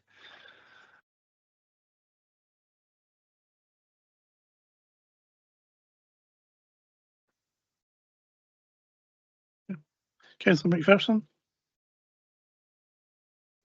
Thank you, convener. I'm just really seeking a clarification regarding priority 1 on page 67, the bullet points, where it says purchased 116 buybacks to increase the council's housing stock, and the second bullet point says brought back 18 empty homes for people in need of accommodation. I'm just wondering, is that 18 included in the 116, or is that 18 additional? And does that relate? I see 18 is mentioned later on in the report, the number in relation to the National Trust properties in Dunkeld. Does that refer to them, or is that separate? Thank you. No, the 18 is additional, so it's 18 properties that were empty. The buybacks are properties that somebody is no longer able to keep up the rent or their mortgage, and so that's an option that the council has to buy those back. In terms of the properties in Dunkeld, then no, that was a further additional, but it's 20 in total. It's 18 for this year, 24-25. There's another 2 that we have completed on now, but they just fall into the stats for this year. So that's in addition, because yeah, they came from, as you said, from the National Trust. Thank you very much, Councillor Mayor. Thank you, convener. The first of my 2 questions has been answered. It was about the downsizing under occupied houses. Would you mind if I went on to my second question? That becomes your first. Thank you. My second question is related to priority 4, delivering quality homes with affordable warmth, zero emission and smart technology. At point 4.11 on page 59, you talk about the smart technology, and I'm wondering what smart technology is being fitted as standard in new build houses from now on, and what is proposed to be fitted in houses which have been specifically built for older people or those with specific disabilities, and is there any provision for increased technology aimed at tenants living with dementia, for example? Thank you.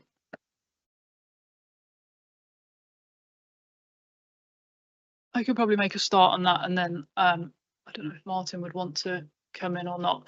In terms of the smart technology, and some of it in terms of new builds is ensuring that, because not everybody needs the same sort of technology, so certainly conversations that I've been involved in is some of it may be as simple as ensuring the electricity and the supply is in the right place, may it be a certain bed or a hoist or something that was needed. So some of it may just be around that element of it.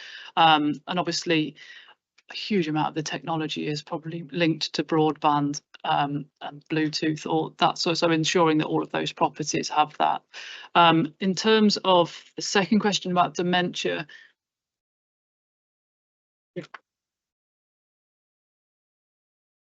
Thank you for that question. In terms of smart technology, we're not installing smart technology, we're installing the infrastructure. So smart technology comes in for like closure of your curtains, blinds and those sorts of things, is making sure we've got the infrastructure as part of the building process rather than doing it as a retrofit. So that's what we'd work closely with our partners in health and social care, and people would get a bespoke assessment based on their needs. So in terms of smart technology, also our housing is being built to a very needs standard, which supports that agenda as well. So that's about being accessible, the size of our thresholds, how the height of sockets placed within rooms and things like that as well. In terms of dementia friendly, we're doing some work with Stirling Uni because they've got their dementia friendly pilot there, and we've built that into our specification for our build as well. So that's looking at particularly some kitchens within our sheltered housing, the colour schemes and things like that as well. So it's all bespoke dependent on the complex or the individual's needs. Williamson. Thank you, convener. Yeah, my question's around about houses who, say, for example, on estates or even churches where these bodies can't afford to bring them up to a standard that people can live in, and basically they're putting them onto the market to be sold to the highest bidder. I'm just wondering if the council are reaching out to either the estates or churches or whoever to see if we can maybe take on these properties, bring them up to some sort of standard, and maybe to do a plan for the future around about that. Yes, I mean, it's a very good point, and we're taking all opportunities that come towards us, and the National Trust property is properties that came forward and an example of that. So we're doing what we can. We're out there in the community. We have 2 rural housing enablers that are having those conversations. But clearly, if anybody else becomes aware of that, then to flag that up through my team. But absolutely, we will certainly consider those opportunities, depending on cost, viability of bringing them up to that standard, and where they're at that point. But yeah. Yeah, because I've noticed not a lot of stuff going on directly up for sale from the Church of Scotland, for example, for, all manses, etc., that they just seem to go straight onto the market as opposed to seeing if we can take them on for housing of some sort, and it just seems a bit of a lost opportunity to me. Thank you very much. Councillor Duff.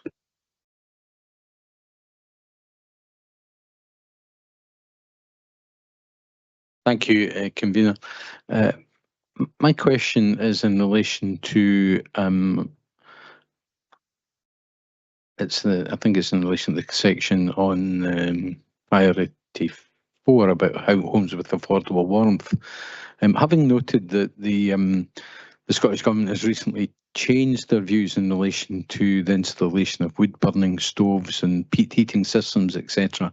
I wondered if we had changed our policy with regards to wood burners in Perth and Kinross. Thank you. That's Councillor Duff. So in terms of wood burning stove, the policy was we're no longer allowed to install them. However, we've got a policy statement on our website regarding that, and it's an assessment that we would undertake. And as part of new builds, they have to look at it as a consideration. So it's a property by property basis that we're looking at, and we'll probably have a test case in terms of our Gypsy Traveller sites at Bobbin Mill because of the wood burning stoves up there. So that's something that we're working closely with the Scottish Government on. It appears we don't have any further questions. There are no second questions, so I'll move the paper.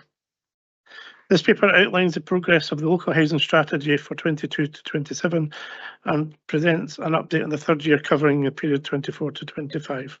Under the 4 priorities of the local housing strategy, the impact of delivery has been evident in meeting housing need and providing more affordable housing across the area and across different tenures, in turn reducing waiting lists, alleviating homelessness, meeting independent living needs. We have supported people to have increased awareness and access to suitable housing options to mitigate the impact of housing-induced poverty and poor housing affordability. We have also further enabled people to live independently and well for as long as possible through investment in adaptations, technology care and support services. We have continued work to ensure people can live and benefit from homes which meet energy efficiency, climate change and housing quality ambitions. Delivering more affordable homes across tenures to meet housing need with additional social housing and mid-market rent, and a great focus on increased housing options in our rural communities as well as urban areas. The Council's own housing stock has increased through purchase of buybacks and bringing empty homes back into use for affordable housing, supporting 1,413 houses to sustain their tenancies and commissioning an intensive housing support service to provide enhanced transitional support for homelessness households, investing almost £500,000 following OT assessments to provide adaptations in home for local authority tenants, implementation of first local heat energy efficiency strategies, increasing our work with SCARF to deliver home energy advice to 880 households, resulting in savings for residents, reductions in carbon emissions, and removing 9.1% residents from fuel poverty. The recommendations for this committee is to note the progress during 24-25 towards achieving the outcomes set within the action plan and implementing the local housing strategy for Perth and Kinross, and to approve the priorities for 25 to 26. Can I have Councillor McCall to second the report, please? I'm very pleased to second the report, Convener. Before I move on to the members' comments, we have one of our tenants with us today, and I'm going to ask her to speak now and give her comment on the report. Me? Yes, please, Ms. Farmer. Well, thank you for the opportunity. this is just another good paper, a review paper, and I'm pleased to see that everything is going along fine. I'm especially pleased to see the downsizing issue and the key worker issue still written there. Another thing I would like to point out is that there's a mention of affordable housing land supply, and I would like to see tenants have more opportunity to be involved with patches of land they've spotted in their own area, you know, and say to a local authority, please buy that land. And I realise that would be law, because what I'm thinking is the local authority should have first refusal to buy land. Now, I know we have refusal or compulsory purchase already, but I wonder if compulsory purchase is different from a local authority having first refusal, and if that was in law. Anybody thinks it's worth mentioning?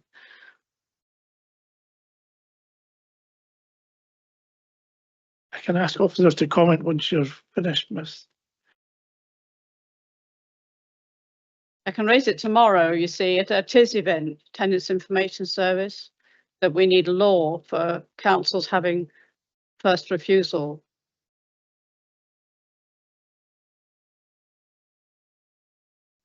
Ms Palmer, do you have anything else further to say before the That's all, officers reply thank to? Could you switch your microphone back off, please? John, could you help Ms Palmer, please, with the microphone?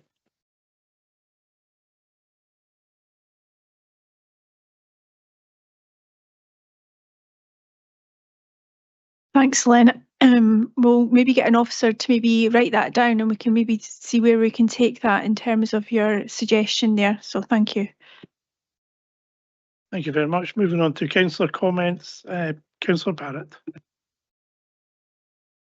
Thanks, convener. And I think that there are either some compulsory purchase or compulsory sales powers being considered by the Scottish Government, which might sort of, you know, address the issue of either, you know, land banking, undeveloped land, or sites that the council might be able to, you know, encourage development on. So that might be something to expand on for Lynn.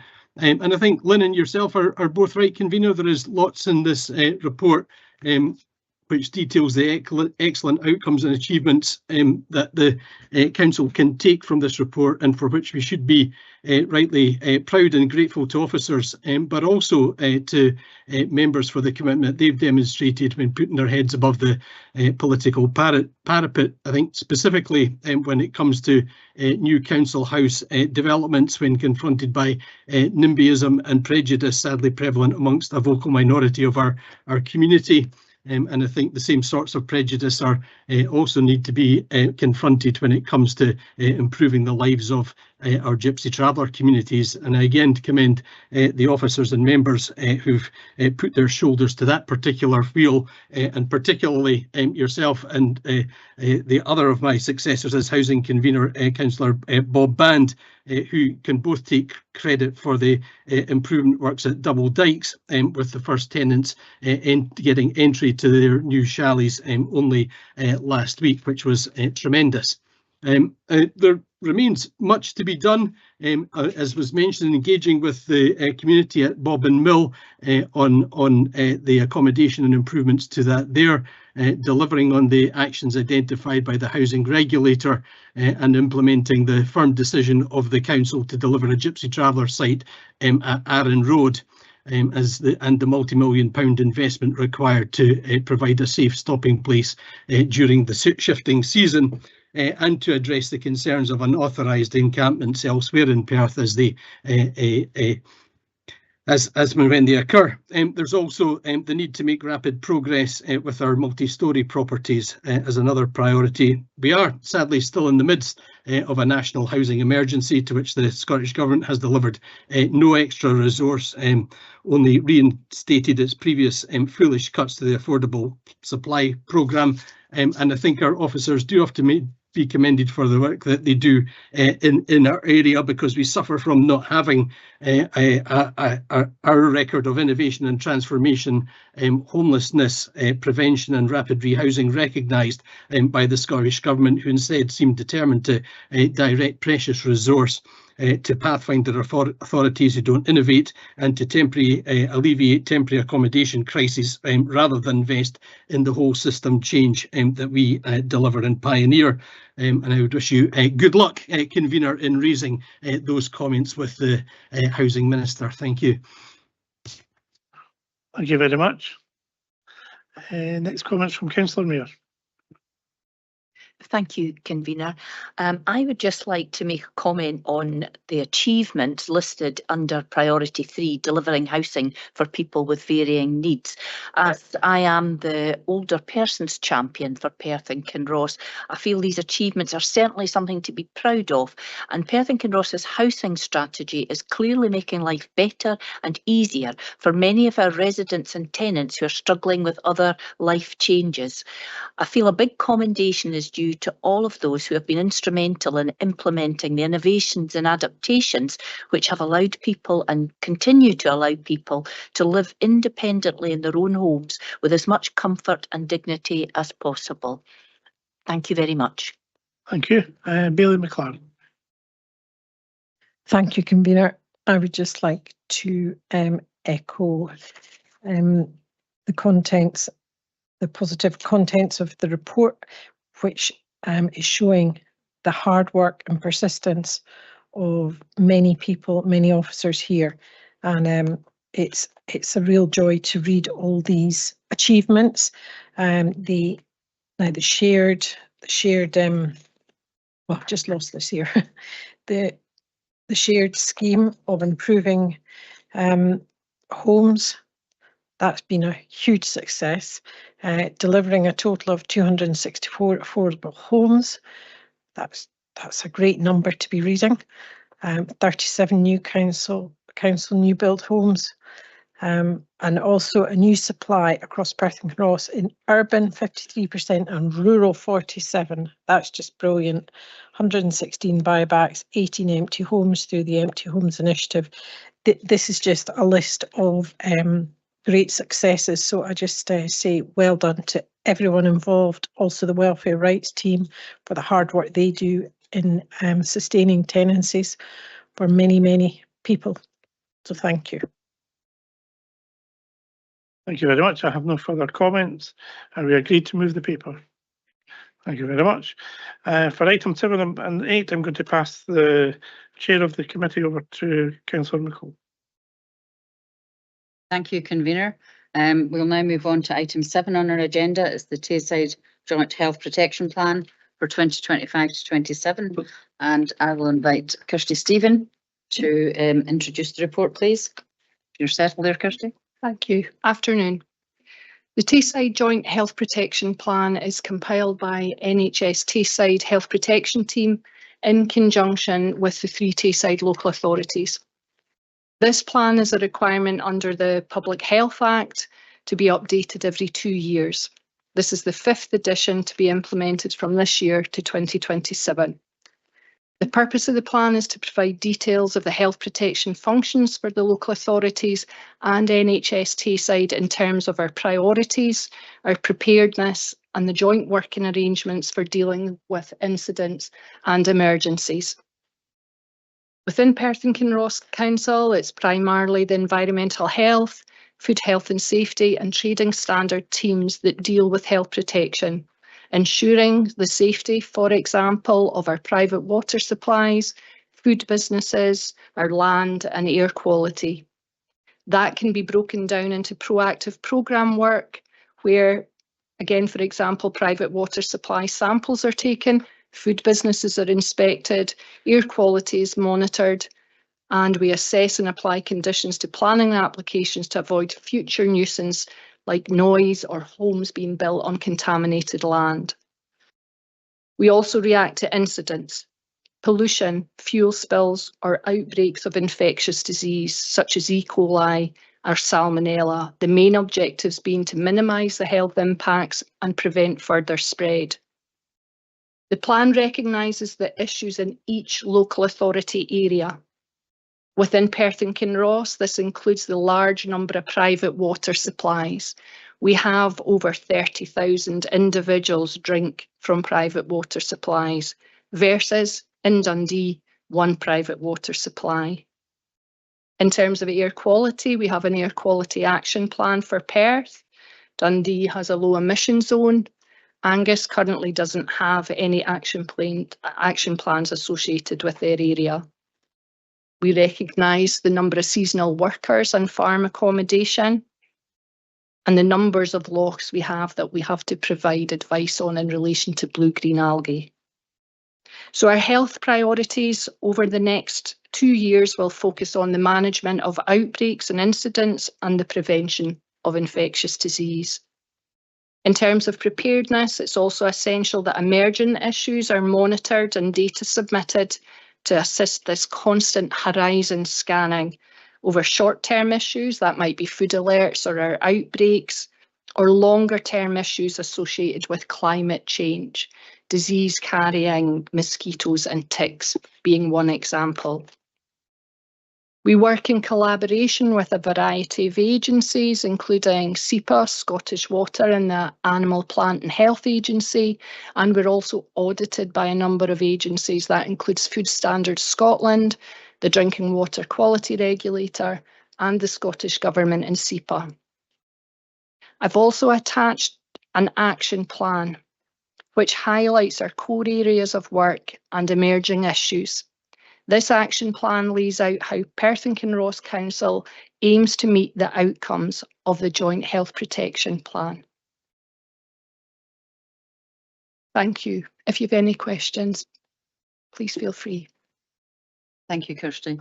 The first question, I think, is Councillor Constewart, please.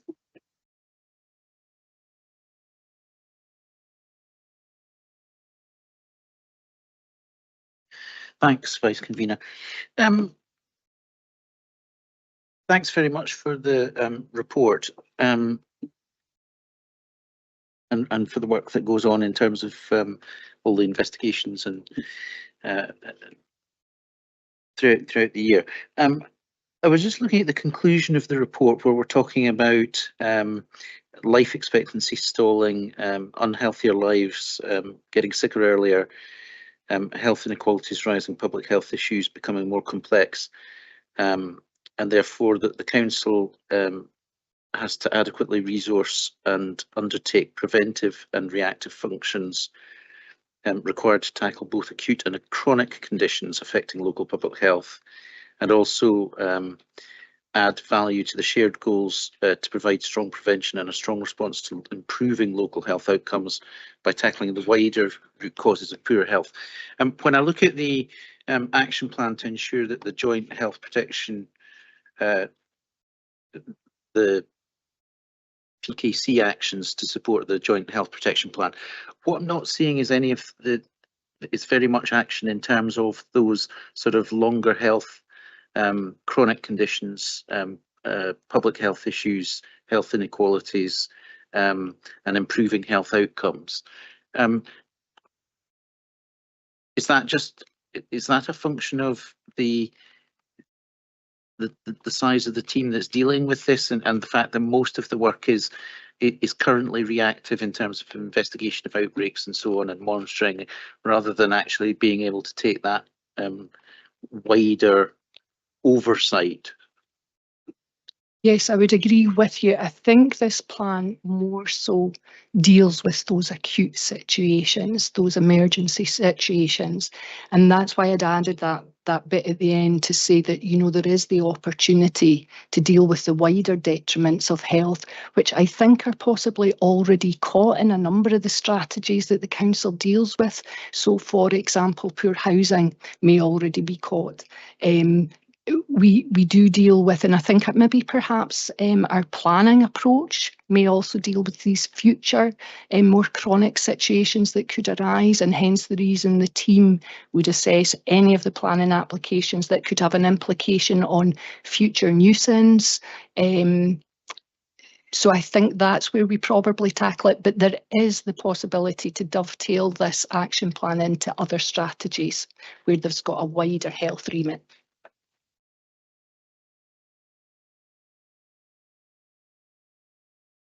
Thank you. Councillor Braun, you have, I'm not sure if you have 2 or 3 questions or one question in 2 parts, but I'll take your first So question. the first question, if I may, yeah, and it comes back to paragraph 4.5, and we're talking about officer numbers for public protection. It says we are lower than these cities. So my question is, have we got enough officers to do what we need to do? And if I can bring it into a specific point, and that is on food inspection, as a recently retired postmaster and shopkeeper, we did regular production of food, soups, hot pies, filled rolls, and we used to have a food inspection quite regularly, once every other year. But I think I'm right in saying for the last 10 years we never saw anybody at all. Is that a change in policy, or is it just because we haven't got the numbers of people, or what? I think it's a combination of things. The new Food Scotland Standards Agency Code of Practice has changed the risk assessment approach, so it's just quite possible that the business doesn't fall within that higher risk category. We have applied a resource calculator to the numbers of officers we have and whether that's appropriate in relation to the number of businesses that we need to manage.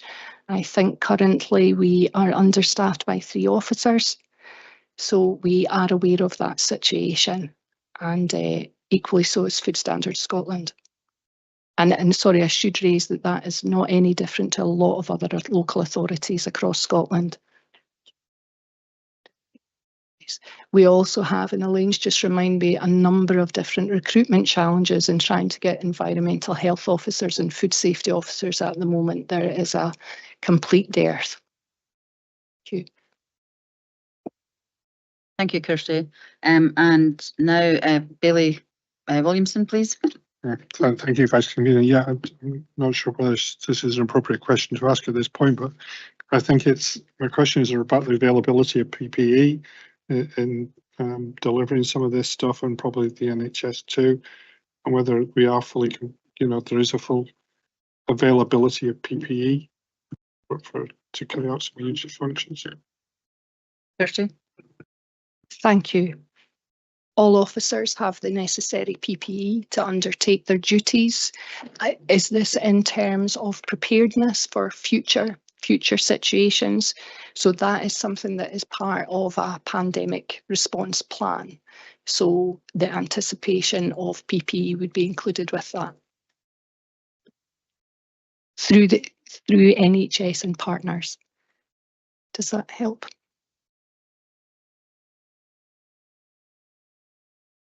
Sorry. Mike Tennis here. So I take it that there is a full warehouse of PPE that is available in the event of a pandemic, and we're not going to end up in a similar situations where we were in COVID, where we were running out quite quickly and unable to get supply. I'm not able to answer that directly. I would hope so. Thank you. Thank you. Councillor Frank Smith, please. Thank you very much, Vice Convener. With this sort of continuing of build all the time now, houses, etc., I'm concerned that our water treatment facilities might not be able to cope with all this. And when we get these sudden downpours, etc., with spills, etc., I'm really concerned about the effects of the water system and the pollution that might involve. Any thoughts as to how you're going to contain this? Sure. Thank you. Our main remit relates to our private water supplies. It would be Scottish Water that would deal with any of the spillages or effects on drinking water from a main supply. Thank you, Councillor Braun. Your next question. Thanks, Vice Convener. They're pretty much linked, and Convener, you might want to comment on this, but I'm looking at 4.7. It's talking about preparedness for a pandemic, and we're talking about, for example, it talks about TB. Now, there was a time, not sure whether you would have been involved of your age, but there was a time at school where we had the so-called BCG vaccinations for, got it in there, yes.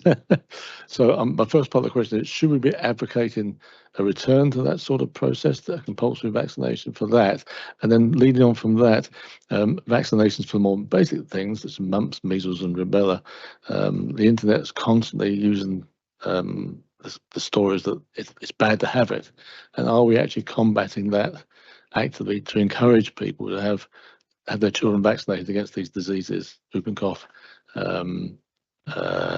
mumps, measles, rubella, etc.? So before I bring Kirsty back in, I think the vaccination programmes within the remit of the health board as opposed to this, although there's a role to be played. Kirsty? Yes, that's correct. It'd be the responsibility for NHS side, but it is a re-emerging issue. There's no doubt about it. And I hear colleagues speak of that lower uptake of vaccination and the concern how that will play out. There's increased numbers of measles and whooping cough. So I think there's a very proactive strategy to try and tackle that by the NHS. Thank you. Just to make a little comment, Councillor Braun, regarding vaccinations. You know, we all know I'm a healthcare professional, a pharmacist, and I would always advise people to get the appropriate vaccinations when they're meant to get them. The outcome of anybody actually having measles or mumps, and even the outcome of people having shingles in later life, the evidence base is growing on that to get a vaccination. So people over 80 can get a vaccination for shingles, and actually there's a reduction in dementia in patients who get that vaccination compared to those who don't. And that's emerging evidence that's coming out. So the vaccination programme is a very, very important part of public health, or what's going forward. And I would always advise people to get the vaccinations that are advised, because the outcome of the disease otherwise is much bigger. We no longer have polio for a reason. But TB is a very, very resistant bacterium, which is starting to stretch our antibiotics that we have. Just as your professional question again, I mean, should there be a return to the BCG principle? Should we be advocating that? Your professional question there for your... I can't answer that question. You'd have to ask the Director to Public Health.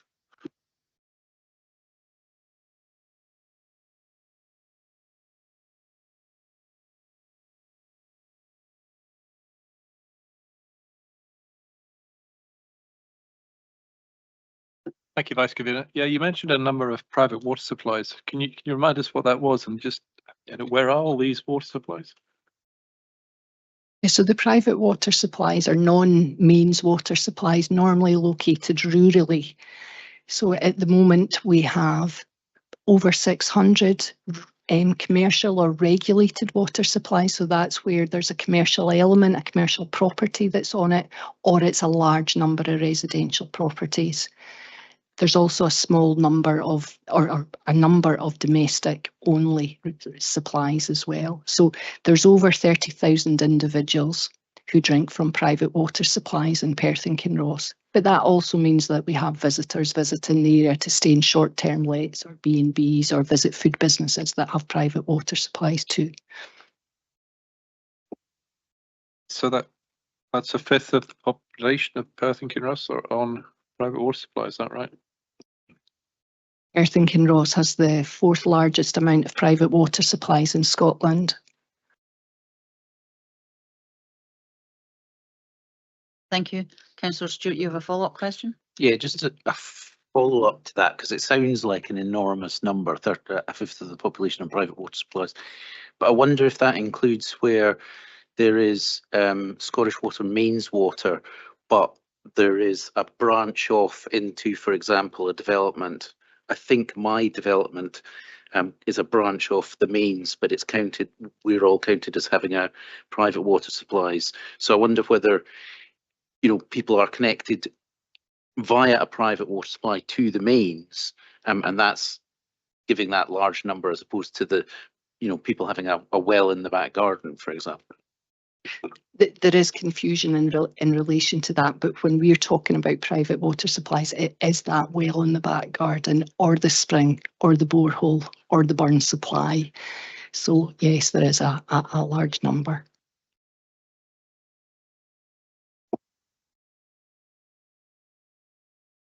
Thank you, Kirsty. I see no more questions in the chat. It wasn't quite what I expected about private water supplies, but coming from a family with a rural background, albeit not in this country, I'm quite familiar with private water supply, so I didn't pass much remarks on that. Since I see no more questions in the chat, I'll now move the report. Sorry.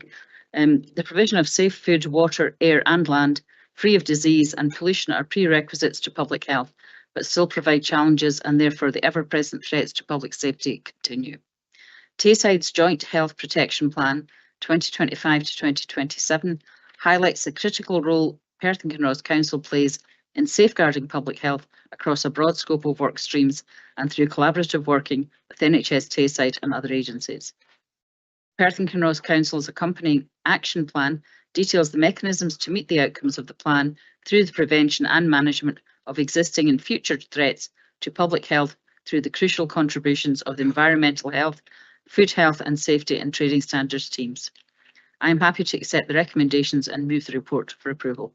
Can I ask Councillor McEwen to second the report? I'm happy to second the report, but I can't get the issue of Colin carrying buckets of water up to his house out my head. Thank you, Convener. Do members have any comments on the report? I don't see any comments, and there are no amendments, so we can agree the recommendations as set out in the report. Thank you.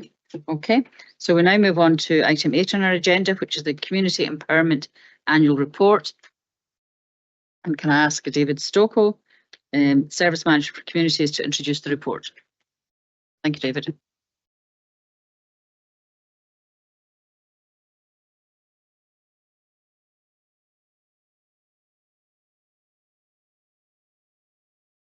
Thank you, Vice Convener. Amongst the various provisions in the Community Empowerment Act 2015, the Council is required to produce an annual report on community asset transfer and participation requests. The report before you summarises the work undertaken between April 1st, 2024 to the 31st of March 2025 in order to support community groups that are interested in these provisions. The report is split into sections. Section 5 gives a summary of community asset transfer over the financial year, and Section 6 summarises work done by or in partnership with other areas of the Council. Section 7 summarises participation requests received. The full report is available as Appendix 1 and gives more detail of work done this year, including the launch of the Advancing Community Assets Fund, which supports groups with costs, and also details the vision and improvements for the coming year, including establishing a community ownership forum and further training. Myself and members of the CLD team are happy to take any questions you may have on the paper. Thank you, David. Councillor Cuthbert, you're first out the blocks this time, so I'll take your both questions since there are none so far. Carry on. Okay, they're not related, so I'll do the first one first. My understanding with community asset transfers is if a group expresses an interest in a property, effectively it locks the property up and it can't be, or it isn't developed or can't be sold whilst that process is going on. Is that correct? I'll let Sarah confirm, but my understanding is that's only at the point of an expression of interest has been received, Sarah. Is that correct? It's gone off. There we go. Sorry. Thank you for the question. No, the first stage is an expression of interest, and from there we will work with the group to get to stage 2, where they put in a formal application. It can take groups years to get to that stage, but only at stage 2 is the property sort of locked until council has made that a decision on the application. But expression of interest stage, no, there's no other provisions there. Thank you, Sarah. Dave, your second question. Yeah, just to say the reason I asked that is that I note the Dewars Centre in Perth under 4.5 is listed as a community asset transfer. So if that reaches stage 2, does that lock the property up? Technically it is, yeah. I mean, at the moment, we've received a feasibility, or we funded the Curlis through a feasibility study, and we received the version 2 of that the end of last week, and that is with the property the Leisure Asset Review Group at the moment with Stephen Crawford, and I think they are bringing feedback and findings of that to full council next week. So that's at a very early stage. It's not full council next week. Sorry, that's my misunder. Sorry. So I'm just wondering if sorry, I was just wondering because if somebody expressed an interest in the pool and bells, then that would have the same rules applied, presumably. Yeah, that's the legislation. Yeah. Your second question, Karen. Thank you, Vice Convener. I didn't see Blarington Primary School listed in the list. I was just wondering what stage that's reached and what's happening next. Yeah, we've got an update that we anticipated you might ask that one. So, so the group have completed the feasibility work and they're meeting to agree a way forward based on the recommendations from the consultant. And I think, as Sarah informed me before, and the CAT team have asked local elected members, sorry, CAT, yeah, last local elected members, what their view would be on if we were to sell the asset and use any capital receipts from that to fund a smaller facility for the group. And any feedback on that would be welcome. Thank you. Check. Councillor Barrett, do you have a point of clarification? No, I want to withdraw that. Apologies. Okay, thank you. In that case, I have no further questions, so I will now move the report. The report sets out our work undertaken to support communities in exercising some of their rights under the Community Empowerment Act and showcases some of the excellent work that this council does in helping community groups to assess their options and find solutions which best fit their needs. It also identifies improvement actions to be taken forward for 2025 to 26. I'm happy to accept the recommendations and move the report for approval. Can I ask Councillor McEwen to second the report, please? Happy to second the report. Thank you. And have we any comments on the report? Councillor Walsh. Oh, I see there's a flurry of comments. Councillor Welsh. My comment would be it might be useful to maybe include it as part of future reports, buildings that potentially might be available to encourage community groups to come forward with regards to community asset transfer. I understand there's an asset review underway and you know, that could afford an opportunity to do that. Thank you. Thank you, Councillor Welch. And Councillor Braun. Thanks, Vice Convener. Very quickly, just to thank all the officers for their work in the Wellmeadow public toilets changeover in Blairgowrie. I think from memory it was done in about 3 months from the initial inquiry to the moment the lease was signed.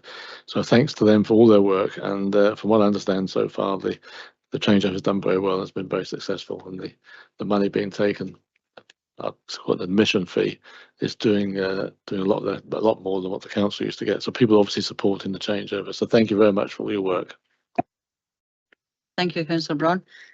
Since there are no amendments and have no more comments, can we now agree the recommendations as set out in the report?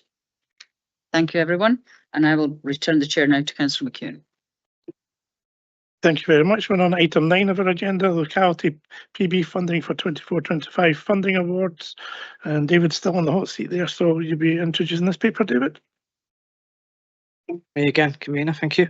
So this report updates committee for the funding commitments made through participatory budgeting in the year 24-25, which was the locality PB fund, which was targeted across 4 localities: Central and North Perth, Rattray, South Crieff, Cooper Angus, Meagle and Ayliffe.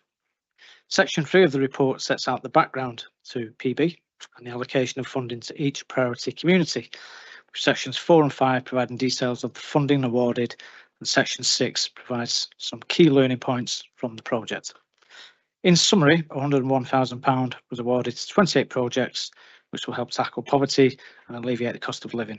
2,518 people voted, which was an increase of 500 people on the previous year's Green Living Fund project, which was universal.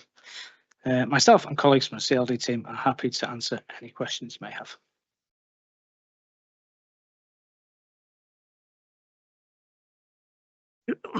Thank you, David. I'm waiting for any questions. I'm not saying anything just yet.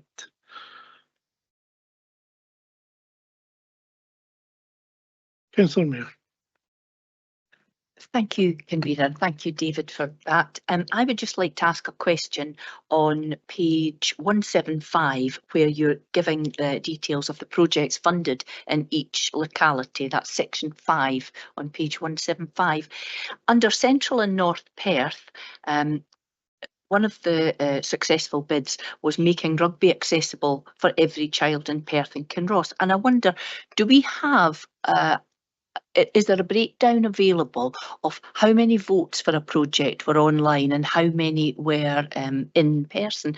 Because I had several comments made to me, and it was a bit unusual. I thought that in a central board, that a rugby, you know, a bid for making rugby accessible to all children was one of the winners. It seemed unlikely, and I just wondered what the breakdown of voting on that was. Thank you. Thanks for the question. I've not got that data with me, but we can certainly look into that, because as you say, there was a mix of online voting and in person. I do know from my involvement with sports previously is that Perth Rugby is quite a popular club, and they've done quite a lot trying to expand, setting up a women's team and children and young persons team as well. So it is quite a well supported club, but we can look at the voting breakdown. Councillor Cuthbert. Thank you, Convener. Yeah, I'm trying to get my head around just what's being proposed here. On page 182, 5.4. Oh, I'm on the next paper. I thought we were still on this one. Sorry. Ignore me just now. Thank you very much. Councillor Smith. Thank you, Convener. It's just maybe an observation here in the sense that I'd like to know what goes on, but you've got some great incentives here. For instance, getting to tennis, bowling, under 12s, free membership, etc. What are the follow-up reports you get on this and how successful they all are? I don't know where I can look and find out all the results of this. Thank you. Thanks for the question. We've just finalised an evaluation of the PB project, which contains numbers of volunteers, the impact, some case studies, and that we'll be issuing that as an elected members briefing next week. So we'll send that one out, and we'll be happy to take, if you've got any questions, then just to email us.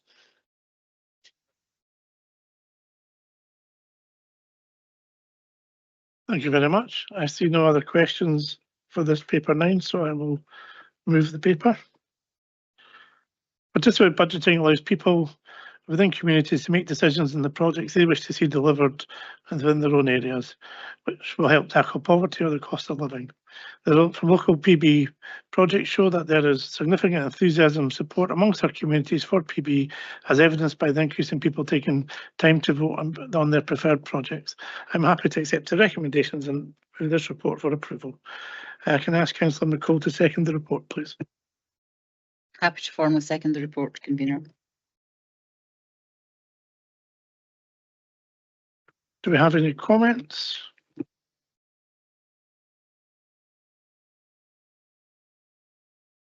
I'll be happy to agree paper 9 as written. Thank you very much. We'll move on to our final paper of today, which is paper 10. Convener, could I just raise a point? I've had a message from Councillor James. He's back home, wants to come in. Is that possible?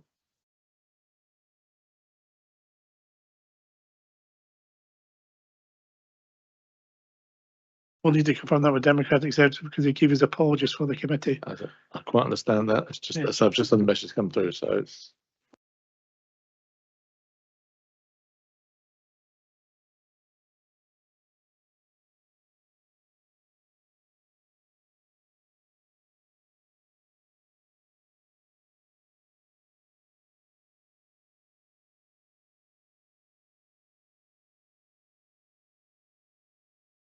Scott, are you available within the meeting itself? Apologies, Convener. Was there a question there around substitutions, was it?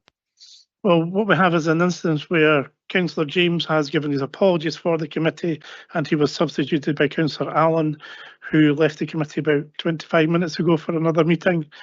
Councillor James, is, for the last item on the agenda, is now asking to come into the meeting.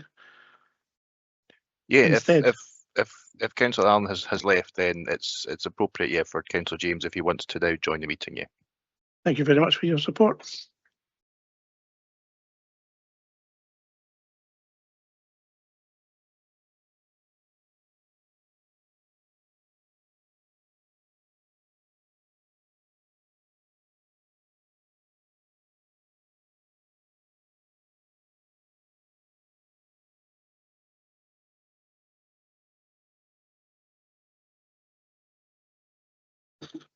So, can I ask David Stockwell, Service Manager for Communities, to introduce the report, please?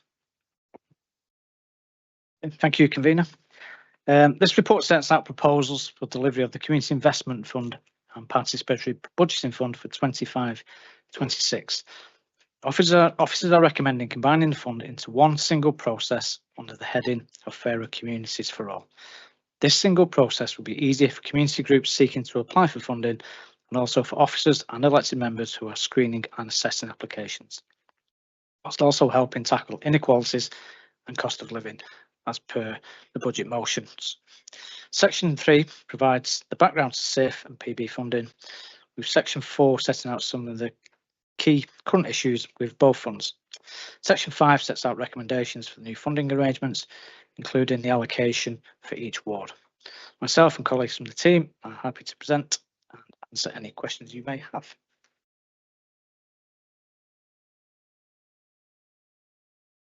So do we have any questions for this paper? Councillor Cuthbert. Thank you, Convener. Yeah, I'm really struggling to get my head around what exactly is proposed in this report. Am I right in saying that there was an underspend in certain areas last year, and that was on SIF, and it's now being proposed to put that into the PB funding rather than being SIF? Is that correct? Thanks for the question. So 5.2 sets out the allocations, and you're correct, the areas where there are underspends. So what I'm saying is areas where there's been underspend, as you say, for 24-25, is that they are allocated into areas of need, which would be for PB and SIF, but it's one fund for those areas. I should also add, sorry, that there is an error in 5.2, and that Strathmore has the wrong total. Councillor Stewart, it's not 59k, it's 52k. Sorry, that's our mistake. Councillor Brown. Yeah, thanks, Convener. Just a clarification again, back to 5.2 again.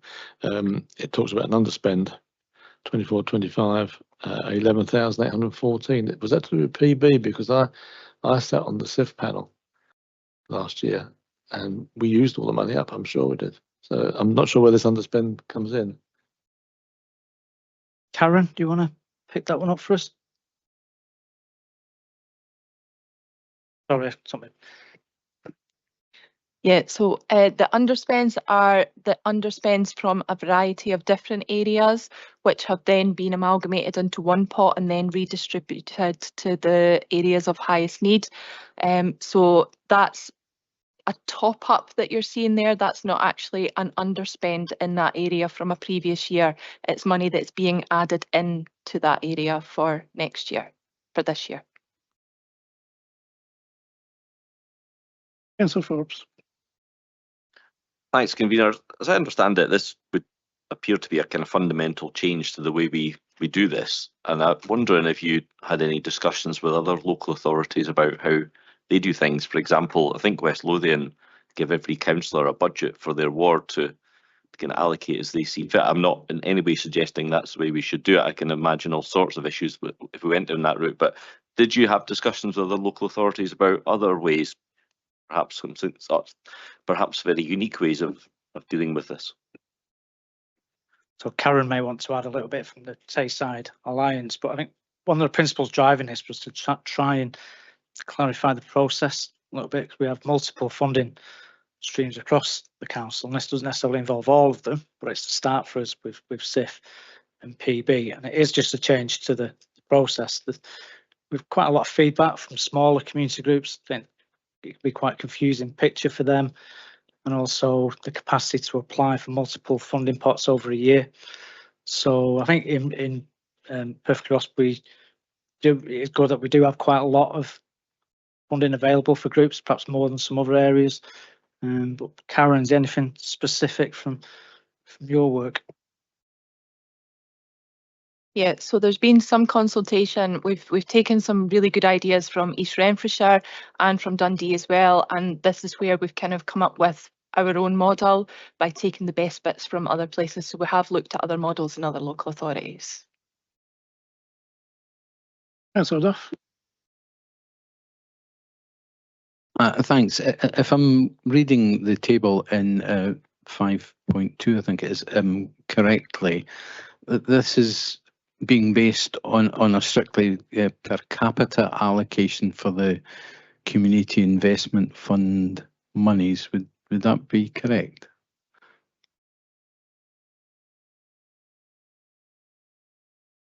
Sorry, and that's how it's always been allocated, I think. Sorry, I don't think that's actually the case. In prior, I think certainly for the last 2 years, half the funding in SIF was split equally between the 12 wards, and the other half was done on a per capita basis. And the reason for that is that it's a direct per capita allocation is unfair on the more rural areas, who tend to have a multitude of groups, just purely because of the geographical distances involved. And my question to you, would you see an unfairness there in terms of a strict per capita allocation of these funds?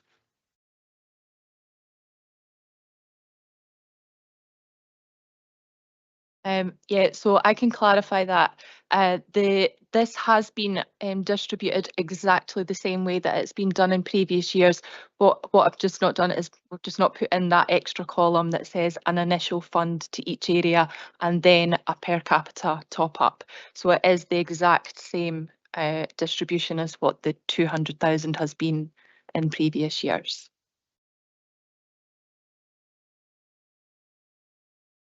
Councillor McLaren.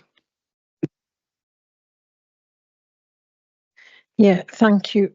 How is maybe a point of detail that you may be unable to answer? How will where am I here? Public vote go to a public vote?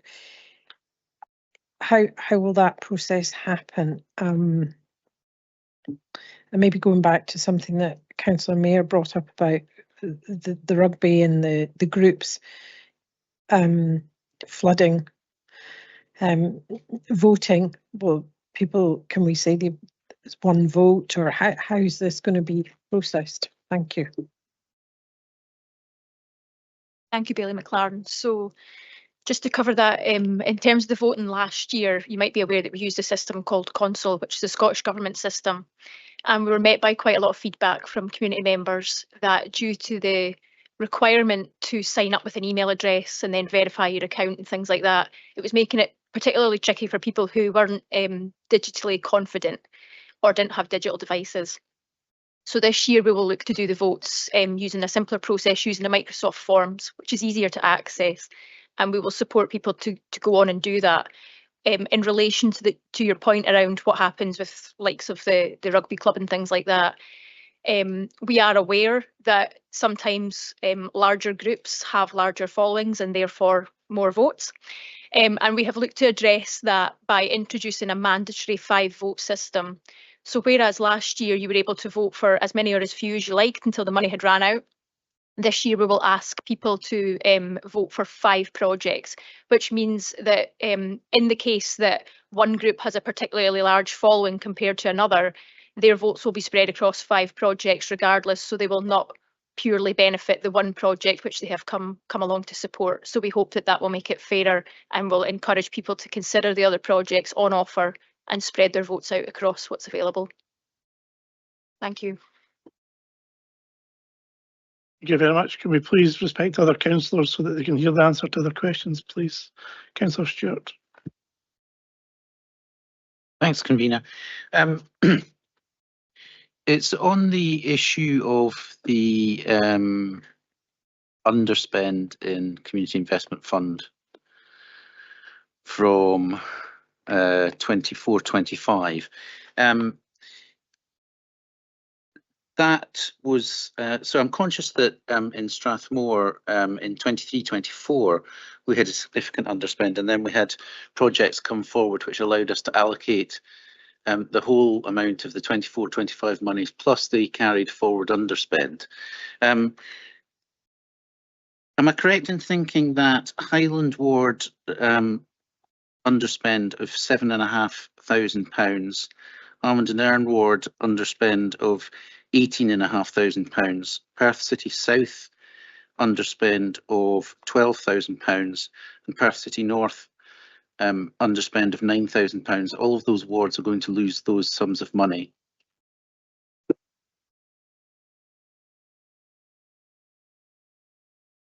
Yes, that's correct. I actually think there's a correction on that because some of them get it back when it gets redistributed.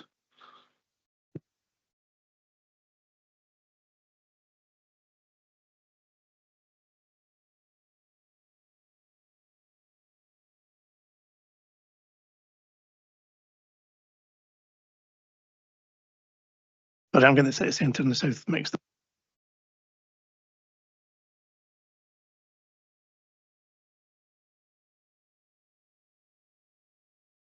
Councillor Braun.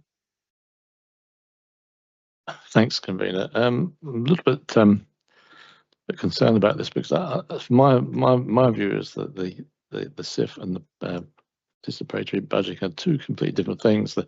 The SIF was set up to aid various groups across the council area, and that was what the money was put in for the budget this year.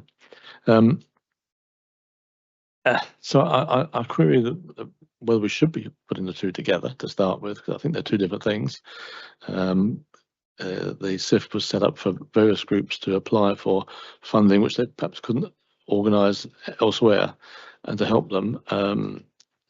Also, we seem to be tightening down the criteria now to 3: tackling poverty, resilient, stronger, greener economy, and working in partnership with communities. I mean, the idea was, I think, originally that this was open to all to apply. And over a period of time, we've helped people like Blair in Bloom Group, the Strathmore Screen. These are our area, of course. Girl Guiding, Strathmore Arts Festival. All these applicants benefited from a grant of funding. And according to the criteria we have now, they may not even be able to apply. So I think I query whether we should be even trying to combine these two things, which are very much different. So that's my question. They're two different funding streams, really. And the reason for the SIF was very different to participating budgeting. Thanks for the question. I mean, the criteria for SIF and PB has not changed. I think what we found, particularly with SIF, as it's been around for several years now, is that there's almost become a slight expectancy for some groups that they're going to get SIF every year.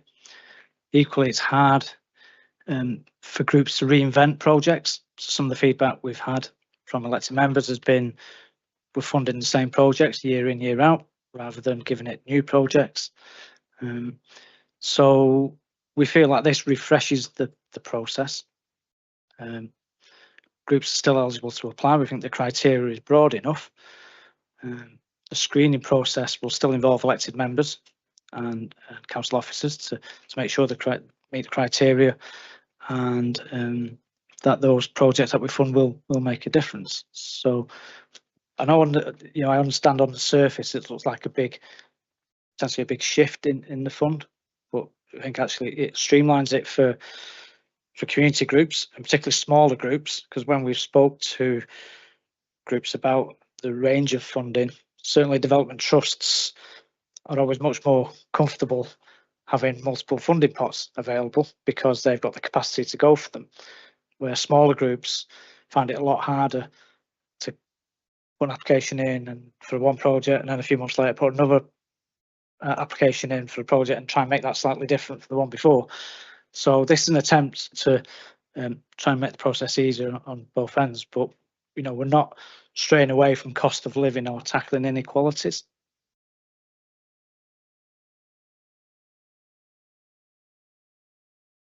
Councillor Cuthbert.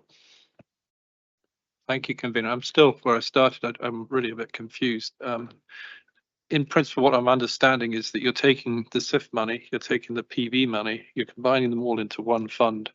Then there's going to be one criterion you can apply under. The groups, small, big, whatever, can apply under that, and then it'll be decided by PV. Supposedly there is a flow chart. If you look at 5.4, it says there's a flow chart in Appendix 8.1, but I couldn't find an Appendix 8.1. So I'm still trying to understand.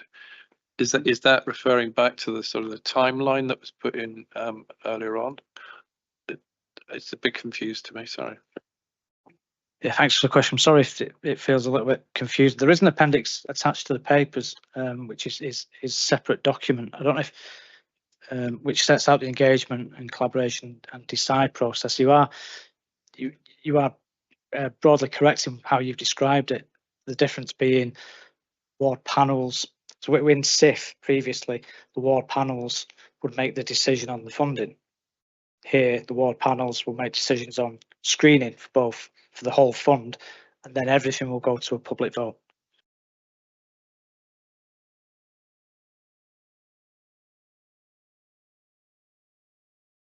So the SIF. So I should also say, Convener, that this gives a longer period of engagement with groups as well, and longer discussions at a community level. So one of the things we found with Warm Welcome was actually sitting down, getting groups in a room together to work collaboratively, think about how they could work together, making sure there's no duplication, work well. So that first process, which will take place over the summer, we hope will maximise the funding available, make sure we're funding the right groups, and that is collaboration at a local level. The first part of your question was, are the funds being merged? And the answer is no. The process that the officers are doing is getting merged. So they have a single process and there's a simple application process. But the SIF fund, the PB and the Green Living Fund are still three separate funds that will have different criteria, and the officers will direct the appropriate group down the appropriate channel so they can get appropriate funding. So these separate funds that we have created over time are still in existence. This is not a new fund. This is a process that makes the whole thing easier and more efficient for officers and for the community groups, and actually easier for the community groups. That's how I answer your question.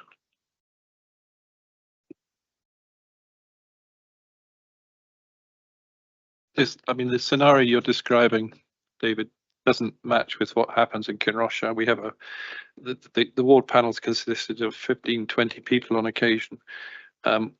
We actually have a policy of not funding people repeatedly, so we don't do that. We try not to fund groups from out with the area, and yet we still have more demand than we can match, if you like.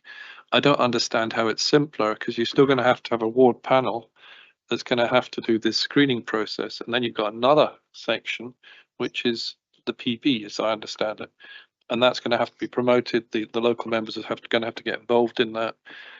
And I have issues with PB because it can often be like a beauty parade. If you've got a local football team that's got 700 kids coming to it and they've got parents, you've got 1,400 votes guaranteed if they push for it.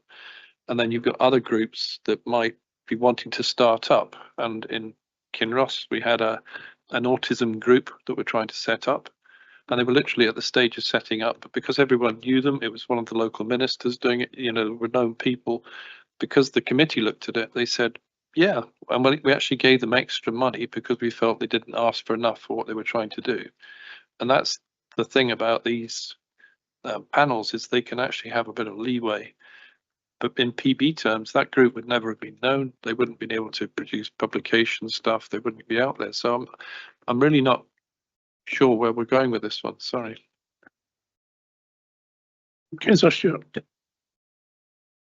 No, I was going to say, I can add, sorry, convener, I can, that point you make about it being a beauty contest and whoever gets the most people mobilised on the day, we are alive to that, and we do see that. We know that's quite a common concern around PB. I mean, one school of thought is actually you can get local communities to turn out and vote for you. That's a good thing. But what we are making compulsory this year is that you'll have to vote for 5 projects. So even if you come along with your numbers, you'll still have to vote for 4 different projects, and that will be different across people. So your group will benefit if you get 40 people out, as you say, but other projects will still benefit because people will have to vote for them, and that's different from the process we had last year, where it was an online wallet, and people could just basically vote for one project, and that was the difference. And the point you make about panels, and I know in Kinross it's always worked well, but it is inconsistent across wards. In some areas we've really struggled to get ward panel members to attend, and it can be a small number of people. And again, that's feedback that we've had. Thank you very much. Councillor Stewart. Thanks, convener. Just wondering, even if and convener, recommendation 2.2 is incorporating community investment fund and participatory budgeting fund under the title Fairer Communities for All. So I think it is actually getting rid of those 2 separate things and putting it under this new brand. But in terms of the participatory budgeting, this would this addition of the community investment funds and the underspend would increase the amount of participatory budgeting that's allocated, or council funding that's allocated by participatory budgeting.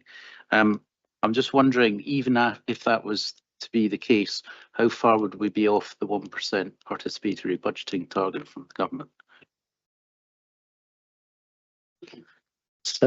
That's a good question, because I mean that's not one I can answer at the moment. I mean we've looked at that previously and included the PB allocations and the SIF allocations and community green space, common good, all the community funding, and we've arrived at a figure for that. We are about to do our return actually for 24-25, so we can get that figure for you.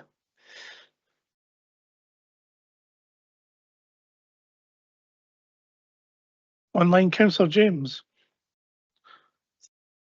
Thank you, convener. I just popped a question in the, or my answer in the chat. My question's really just been answered with the amount that is going to participatory budget. So thank you. I don't really have a question anymore. Thank you very much, Councillor Braun. Thanks, Convener. Just to clarify, because I'm getting a bit confused now. The new fund we're talking about, Fairer Community Law, is that going to be available across all 12 wards? Is that, or is it just on the 4 where we've got on this list here where there's underspends being included? Yeah, thanks for the question. So yeah, 5.2 sets out the final column, which is total, is the funding that is available across each ward. So there is money in each ward, and essentially last year committee agreed for PB, which had previously been universal, to be allocated to the areas of highest need, which were the ones that I reported on in the last paper. They remain the same. And I'll re-emphasise, this is not a fund. This is a process. This is a structure on which the different funds that we have sit in underneath. And that process and structure is to support officers providing these funds and to support community groups being able to apply for the funds. So this is not a single fund. It's not a merger of these separate funds. It's just a process by which they be administered in a much better way. Councillor Stewart. Yeah. We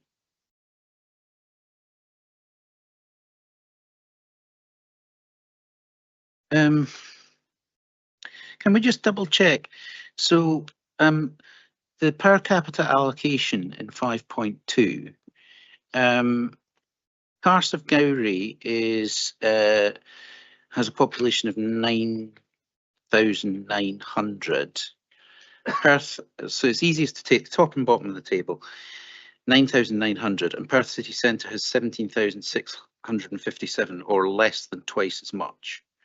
But the Perth city centre is getting 2.5 times as much per capita allocation as the Carse of Gowrie. So if there was the 50% and then the per capita allocation, there wouldn't be that size of a disparity, I don't think. It looks, can we confirm that that does contain both elements of the ward allocation and the per capita allocation? Thank you. Yeah, we'll find that and we'll clarify that. We'll get on that just now.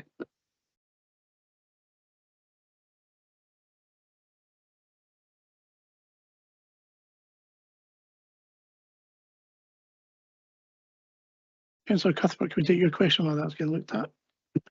Thank you, convener. Yeah, I'm still confused. I mean, in principle, what we're saying then is it's one process.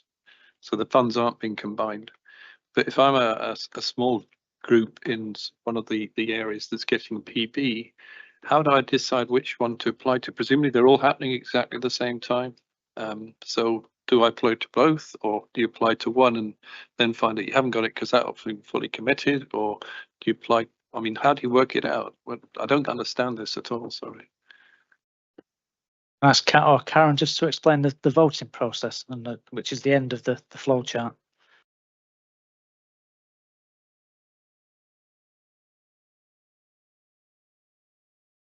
I think he was interested in that when a community group applies, although it's a single process, how do they know whether they're going to be in the SIF fund, whether they're going to be in PB funding, whether it's going to be Green Living Fund, or whether it's going to be another fund that we create later in the year? How would they know the community group? What's the experience of the community group as they go through this process?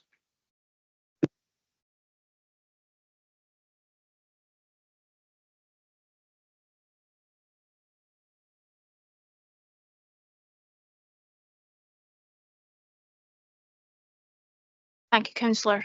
Yes, so as part of the collaboration phase of this, community groups will pull the projects together and cost them up. And at that point, there will be discussions about how much the projects are going to total to, and therefore at that point they'll be able to see how much of that money is from each of the funds in that combined total. And I think the key thing here for community groups within this process is that with these funds, it could be SIF, it could be PB, they could be applying to both. And for us, it's about making sure that they get the money from whichever pot is most relevant to their project and to their group.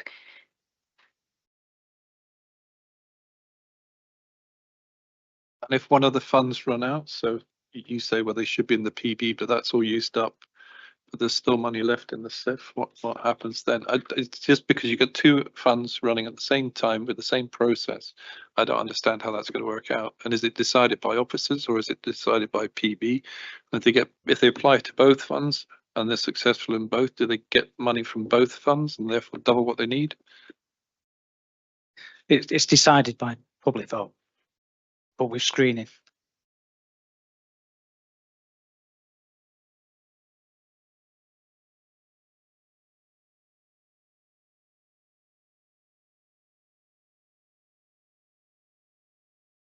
Councillor Duff, can I take your question with these gentlemen? So, Thanks, Camilla. It probably is maybe labouring a point that was made earlier, but in relation to the figures as shown in table 5.2, when we look at Ward 9, for instance, Amond and Nairn, which has a population of 10,162 and an allocation of 13,500 or thereabouts, and then Ward 10, which is a higher population of 16,641, and yet its allocation is less. I wouldn't have thought that was possible if there was an equal ward allocation and then a per capita allocation for Perth City South to have less than Amond and Nairn.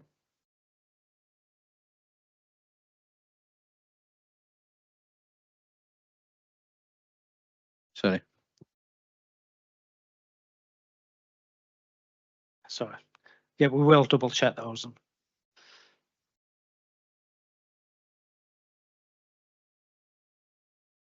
So when it comes to the SIF allocation, we're confirming that 50% of the fund goes to each ward, i.e. divided by 12, and the rest goes as per capita.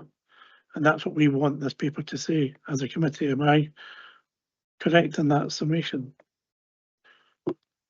Sorry, certainly that was my understanding, is how it was calculated before, but the figures that are presented to us there I don't think are correct. I have no intention to change that funding process. If the figures are incorrect and they can be changed and clarified after the committee, is the committee happy with that? Well, that's what you're approving.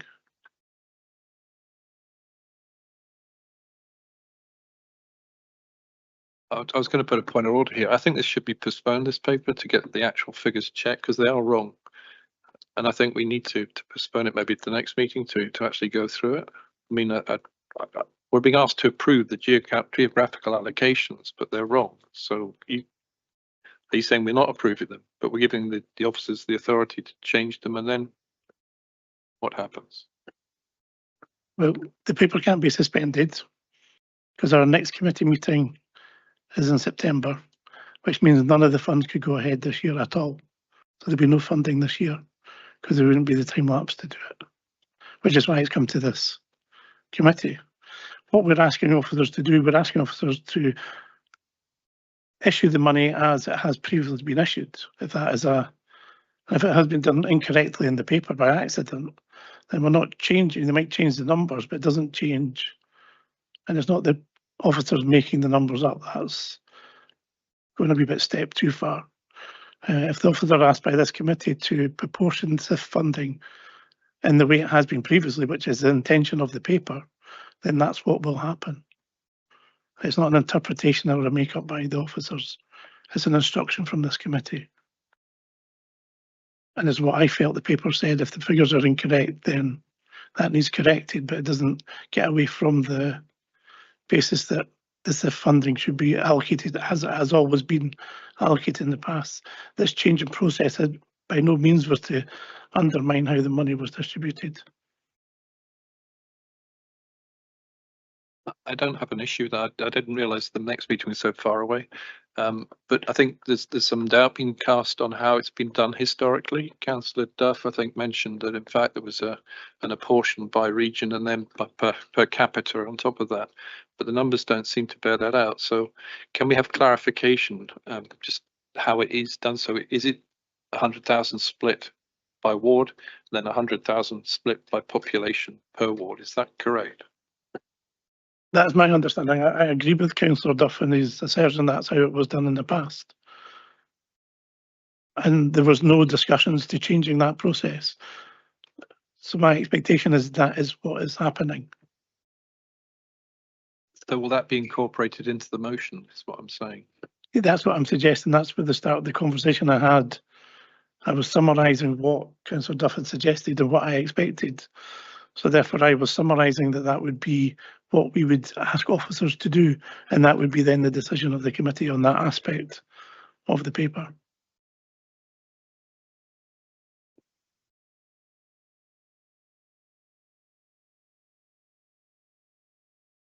Councillor McLaren. Thank you, Convener. Can we pass paper with the caveat that we that we're questioning the exact numbers, but the detail is in broadly acceptable. It's just the numbers. So pass the paper, but once asking for the numbers to be clarified. If you, sorry, Councillor McCall.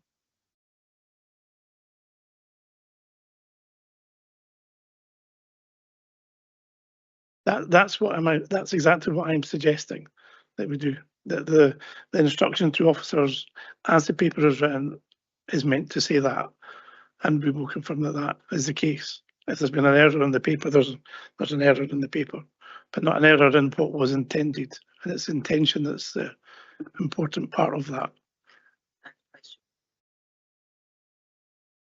people and humans make mistakes. There's no conspiracy in this council.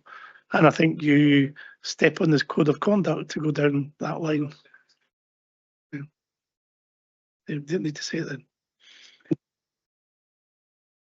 David, can I ask a question, please? I think, and maybe this might answer Councillor Duff's point. On table 5.2, you said the per capita allocation, that column, there's two figures, there's two amounts that make up that amount. One's the straight split between all wards, plus then the per capita allocation for those areas that are most deprived. And it's that column that's missing that's causing the confusion, I think, because I understood that when this was first presented to us before it came to this committee.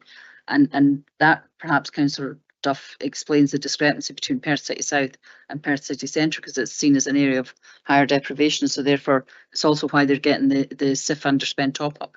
So I think that column needs to be inserted to provide some clarity, because I'm not sure that the numbers are actually wrong from when we first seen them. But if they are wrong, then obviously they need to be corrected. But I think that's partly where the confusion's coming from, because there's that missing column. Would that be fair, David? Yeah, I think obviously Karen's probably looking at with a calculator at the moment, but I know you've got a slightly bigger table, haven't you, Karen? That's the one we need to look at. But I think we need to just go away and look at that calmly without the pressure of committee, and then just make sure we've got everything right, and then just let everybody know. But we're right, the process and the methodology is still the same as previous years. The changes we're proposing here is just process of managing the funds. Assurance, exactly what convener's saying. That column's missing. It appears to be just the per capita only, it doesn't include the 50% equal. So it's right, it's a missing that column that needs to be added into that table, and to give reassurance, we'll go away and get that information. My apologies as convener to the committee that you're being presented with data that's incorrect.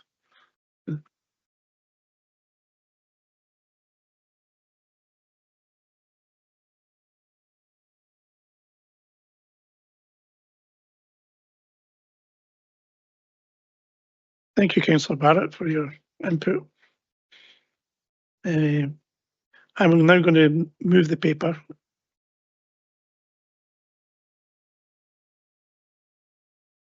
Final question, because absolutely final question. So back in February, Council allocated via local action partnerships and participatory budgeting 100,000 and community investment fund 200,000 to fund projects aimed at helping our communities deal with the cost of living crisis. So that suggests that 4 months ago we understood that there were two separate funds. If we take your guarantee that this is a change in the process rather than in the funding, and that there's still separate participatory budgeting and community investment fund monies through this new process, what is the rationale for taking away the underspends from the wards? So those 4 really significant underspends, what is the rationale for taking those away and redistributing them rather than leaving them as part of the community investment funding column of the participatory, of the Fairer Communities for All process? Thanks for the question. I mean, the rationale being the lack of underspend, and some of these are historical, like year on year, the underspend in those areas. That shows there's rather a lack of need, or there's lack of community infrastructure to bid for those projects. But I gave the example of where in Strathmore for years we had spent all of the community investment fund money. Then in 23-24 we had an underspend, which had never happened, and I was never expecting to happen, because there are lots of very vibrant community groups. But then the following year we spent not only the whole allocation of community investment fund, but all of the underspend from the previous year as well. So, you know, you're taking away. I would be surprised if there were not groups in Highland Perthshire who could come up with projects for £7,500 worth of underspend, because of the number of community groups that there would be and the number of projects up. I mean, Highland's a good example, because in the the SIF paper from November, I think I'm right, I'm thinking it was actually oversubscribed, but the ward and panel felt actually the quality of the projects wasn't good enough to award the funding. So that's where the underspend came from. Because I think with what we've also done in the past is perhaps ran additional rounds of SIF where there's been underspend, almost to make sure we allocate, we get the money off the books, if you like, which always feel like the right process. Because there's one process for the wards. They are scored. Other groups are then invited to come forward. So, you know, why didn't they get the money the first time round?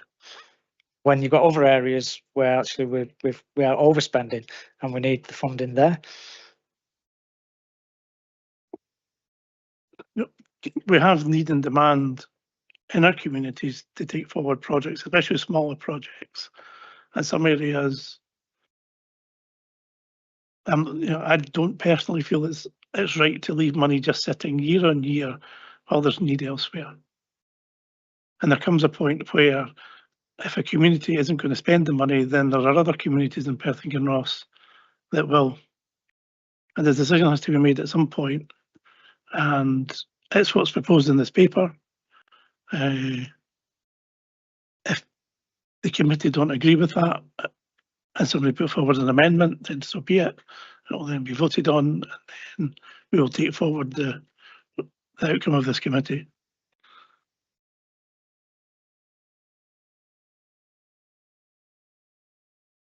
Councillor Welsh. Thank you, Convener. It's just really, it's taking Councillor Stewart's point, but just seeking reassurance that although this was underspend and we're choosing in this instance to reallocate because of the reasons you've just given, that in actual fact going forward there'll not be any sort of pro rata reduction in values of monies available either through SIF or PB, i.e. this will not have an ongoing impact on potentially available monies. Thanks for the question. No, it's the same. It's the same methodology we've used. So last year we established the idea of splitting PB based on need for those areas socioeconomic, and SIF being the 50% plus the population rate, which is where looks like we've made a mistake in that table, but we're not at this stage proposing that that's going to change anyway. So to answer your question. Yes, to an extent, but again, it's just to sort of state that effectively this is a one-off reallocation of those monies back into the pot in effect. But going forward, for example, in the case of Strathmore, their overall monies are not effectively being reduced because of an underspend. Thank you. Just so we will monitor and evaluate this. We are aware this is a change that we're making to the process. We will need to see how well that has worked, other lessons to make, and you know, this is part of a process of actually trying to rationalise a little bit the council's wider funding pot and making it easier for groups to bid in, whilst making sure that we are addressing the areas of highest need. Thank you very much. Point of clarity, Councillor Stewart. Thanks, Convener. I've just quickly gone back to the 29th of November 2023 report on the SIF to compare the underspends with the November 24 report, and the profile of underspends is just very different. So Carse of Gowrie had an £11,500 underspend in 23-24. And they reduced that to zero in 24-25. Strathmore had an underspend, as I said, of £8,000. We've reduced that to zero. Blairgowrie and the Glens had spent everything. Highland Ward had no underspend in 23-24, but have now shown an underspend. So these are shifting. I'm not seeing any evidence that there is sustained underspending year on year. I just part of the reason you see that number coming down is we did second round. We just simply haven't got staff capacity to keep running multiple funding rounds to allocate the money. Thank you very much. Thank you very much for everybody's questions and input. I will now move the paper. The PQC funding allocation for Community Investments Fund and participated budgeting for 25-26 clearly demonstrates our commitment to build community capacity and put our communities at the heart of what we do, while also ensuring communities themselves make the decisions that matter to them. Fairer Communities for All will allow council officers to work alongside communities to identify key priorities and key issues that matter to them and address socio-economic inequalities.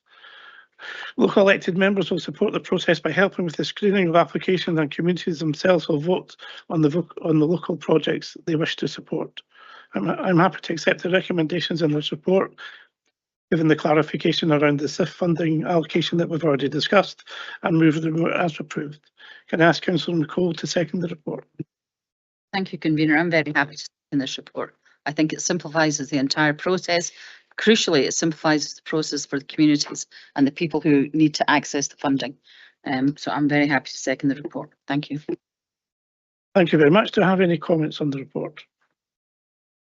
I'll take comments after the amendment proposed by Councillor Duff.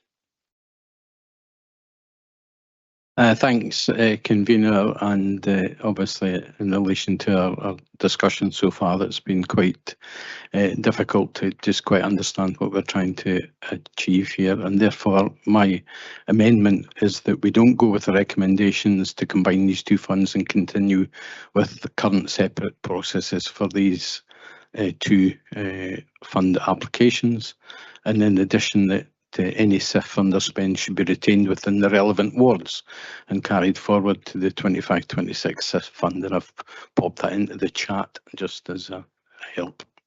Thank you. And your seconder for the motion.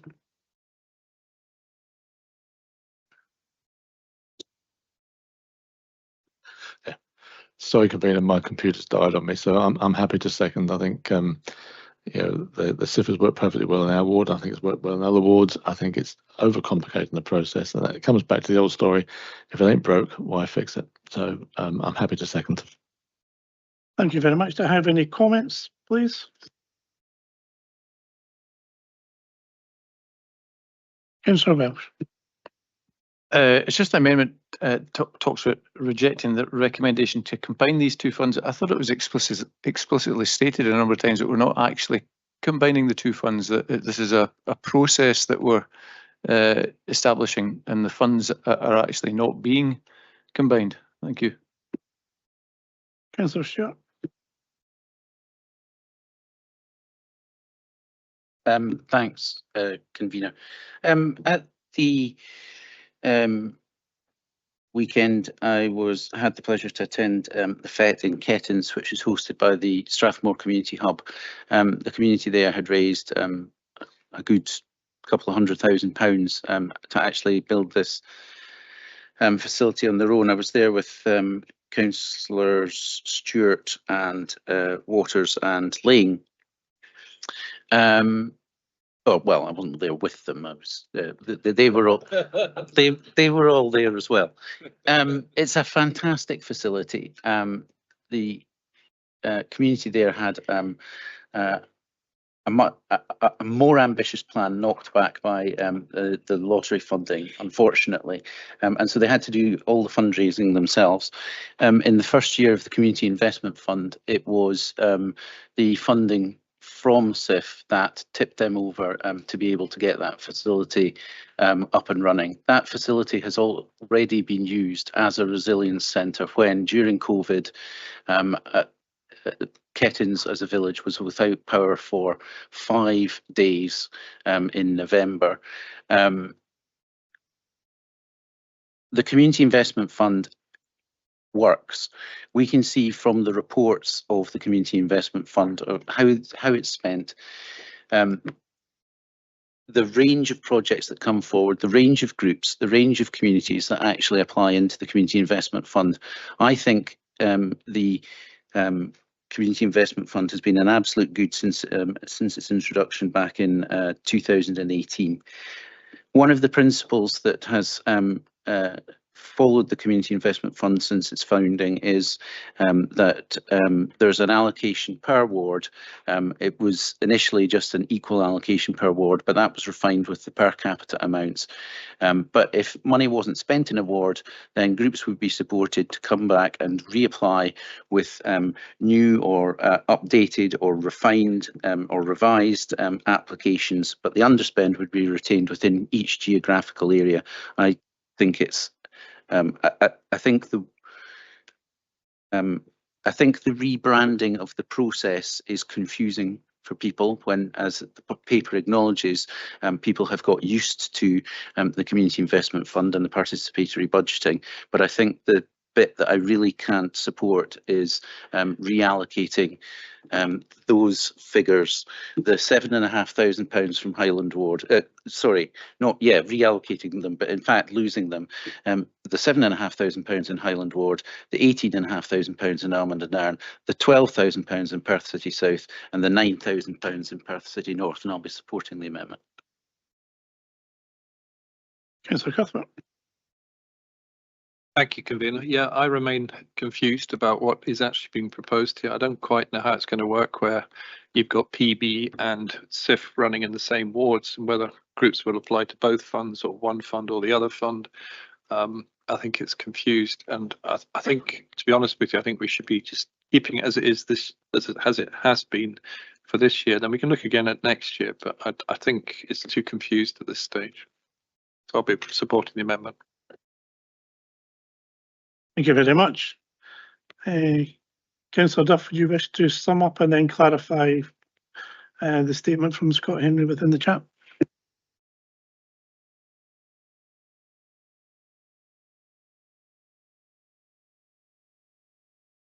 Convener, could I get in for a comment before summing up? Yes, please. You can make a comment now while John looks at that stuff online. Thanks very much. You wouldn't think from listening to the discussion today that PB had been around for 15 years, or you might think it was an extremely complicated process, but in actual fact it is really just about putting communities in control. And I think what the discussion this afternoon about is about members' appetite for actually doing that, or continuing to keep their sticky fingers on the levers of control. I was a huge fan and instigator of the Community Investment Fund back in 2018, and I think that good ideas have to evolve and adapt and improve. And I think we've heard today about some of the difficulties of the current SIF methodology, the fact that there have been allocations unspent, but it does seem to me that people's objection to that is that they feel that they're losing out on money that they didn't allocate, and we've heard that there isn't the council resource to run innumerable rounds of SIF funding, and that's the sort of thing that isn't actually going to arise if you have the PB as your methodology for deciding how that money is allocated. I think the voting system, where every organisation has to make 5 votes, gets round the concern that one great big popular organisation in a community can dominate to the disbenefit of all other groups. I think it's much more likely to be able to pull them together, and I think that will be another benefit of the scheme. I think if you look at the level of innovation that accompanied things like the Green Living Fund that we saw, the presentations and the results of the successful applicants to that at the recent the Climate Change and Sustainability Committee, those were sorts of projects which are leveraging in funds in a massive scale bigger than what has been achieved with the SIF. I know from my own SIF that we've seen very similar applications come forward each year. One year it's the YMCA doing a youth worker, the next year it's the churches employing the YMCA to do a very similar youth worker's job. So I think we do need a fresh scheme to generate fresh ideas and to keep the scheme fresh. as a council, we keep talking about saying that, you know, if we're going to put money into deprived areas, then that does mean a targeting the resource, and it does mean that other areas won't get the same amount of money. So, you know, the fact that Perth City Centre South is the Perth City South is the most affluent ward in Perth and Kinross with the least deprivation doesn't get the same amount of money as Perth City Centre or Perth City North, you know, I think is justifiable, you know, and I do think that we need to stop trying to protect the interests of our ward for very small amounts of money and look at the bigger picture. So I'll be supporting the motion. Thank you very much, Councillor Duff. Thanks very much, Convener. Yeah, just to clarify the comments from Mr. Henry, I'm happy that the amendment should be to reject the recommendations in the report and continue with the current separate processes for applications, and that in addition any SIF underspend should be retained within the relevant wards and carried forward to the 25-26 SIF fund. In relation to the comments from Councillor Wells, I think it was, the reason I used the word combined is because the recommendations talk about amalgamation of these two funds, and that was why I particularly used that. It's less than 4 months since the budget when we agreed separate funding for SIF and participatory budgeting of £200,000 and £100,000 respectively, and nothing has significantly changed since then to warrant this change to the process. And we know, as I say, from participatory budgeting that it does favour groups with large memberships in larger towns, whereas there is a wider spread of groups given funding within the SIF scheme. And despite the changes, I think this will still be disadvantage smaller groups and new groups in particular. So I very much will be voting for the amendment. Thank you. Thank you very much. Can I ask Jessica to take forward the vote, please? Yeah, it's all right. Enough's been said, I think. Thank you, Convener. Members, we are on item 10, Fairer Communities for All. We have a motion from Councillor McEwen, seconded by Councillor McCall, to approve the recommendations in the report with clarity on the figures in 5.2. We have an amendment from Councillor Duff, seconded by Councillor Braun, to reject the recommendations and continue with the current separate processes for applications. In addition, any SIF underspend should be retained within the relevant wards and carried forward to the 25-26 SIF fund. When I call your name, please let me know if you're voting for the motion or the amendment. Councillor Barrett. Motion. Councillor Braun. Amendment. Councillor Cuthbert. Amendment. Councillor Duff. Amendment. Councillor Forbes. Amendment. Councillor James.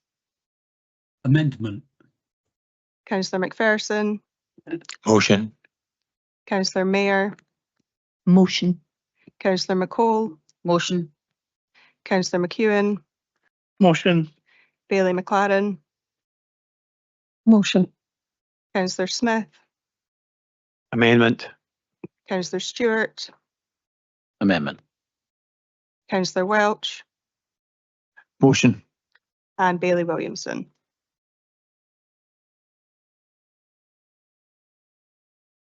Sorry, Jack's still got his mic on. Thank you. Members, I have 8 votes for the motion and 7 for the amendment, and therefore the motion will carry. Thank you very much. That brings to the end of the business on the agenda. Can I thank everyone for your attendance today and for your contributions, and I formally close the meeting. We given planning a run for its money at 3 hours 45.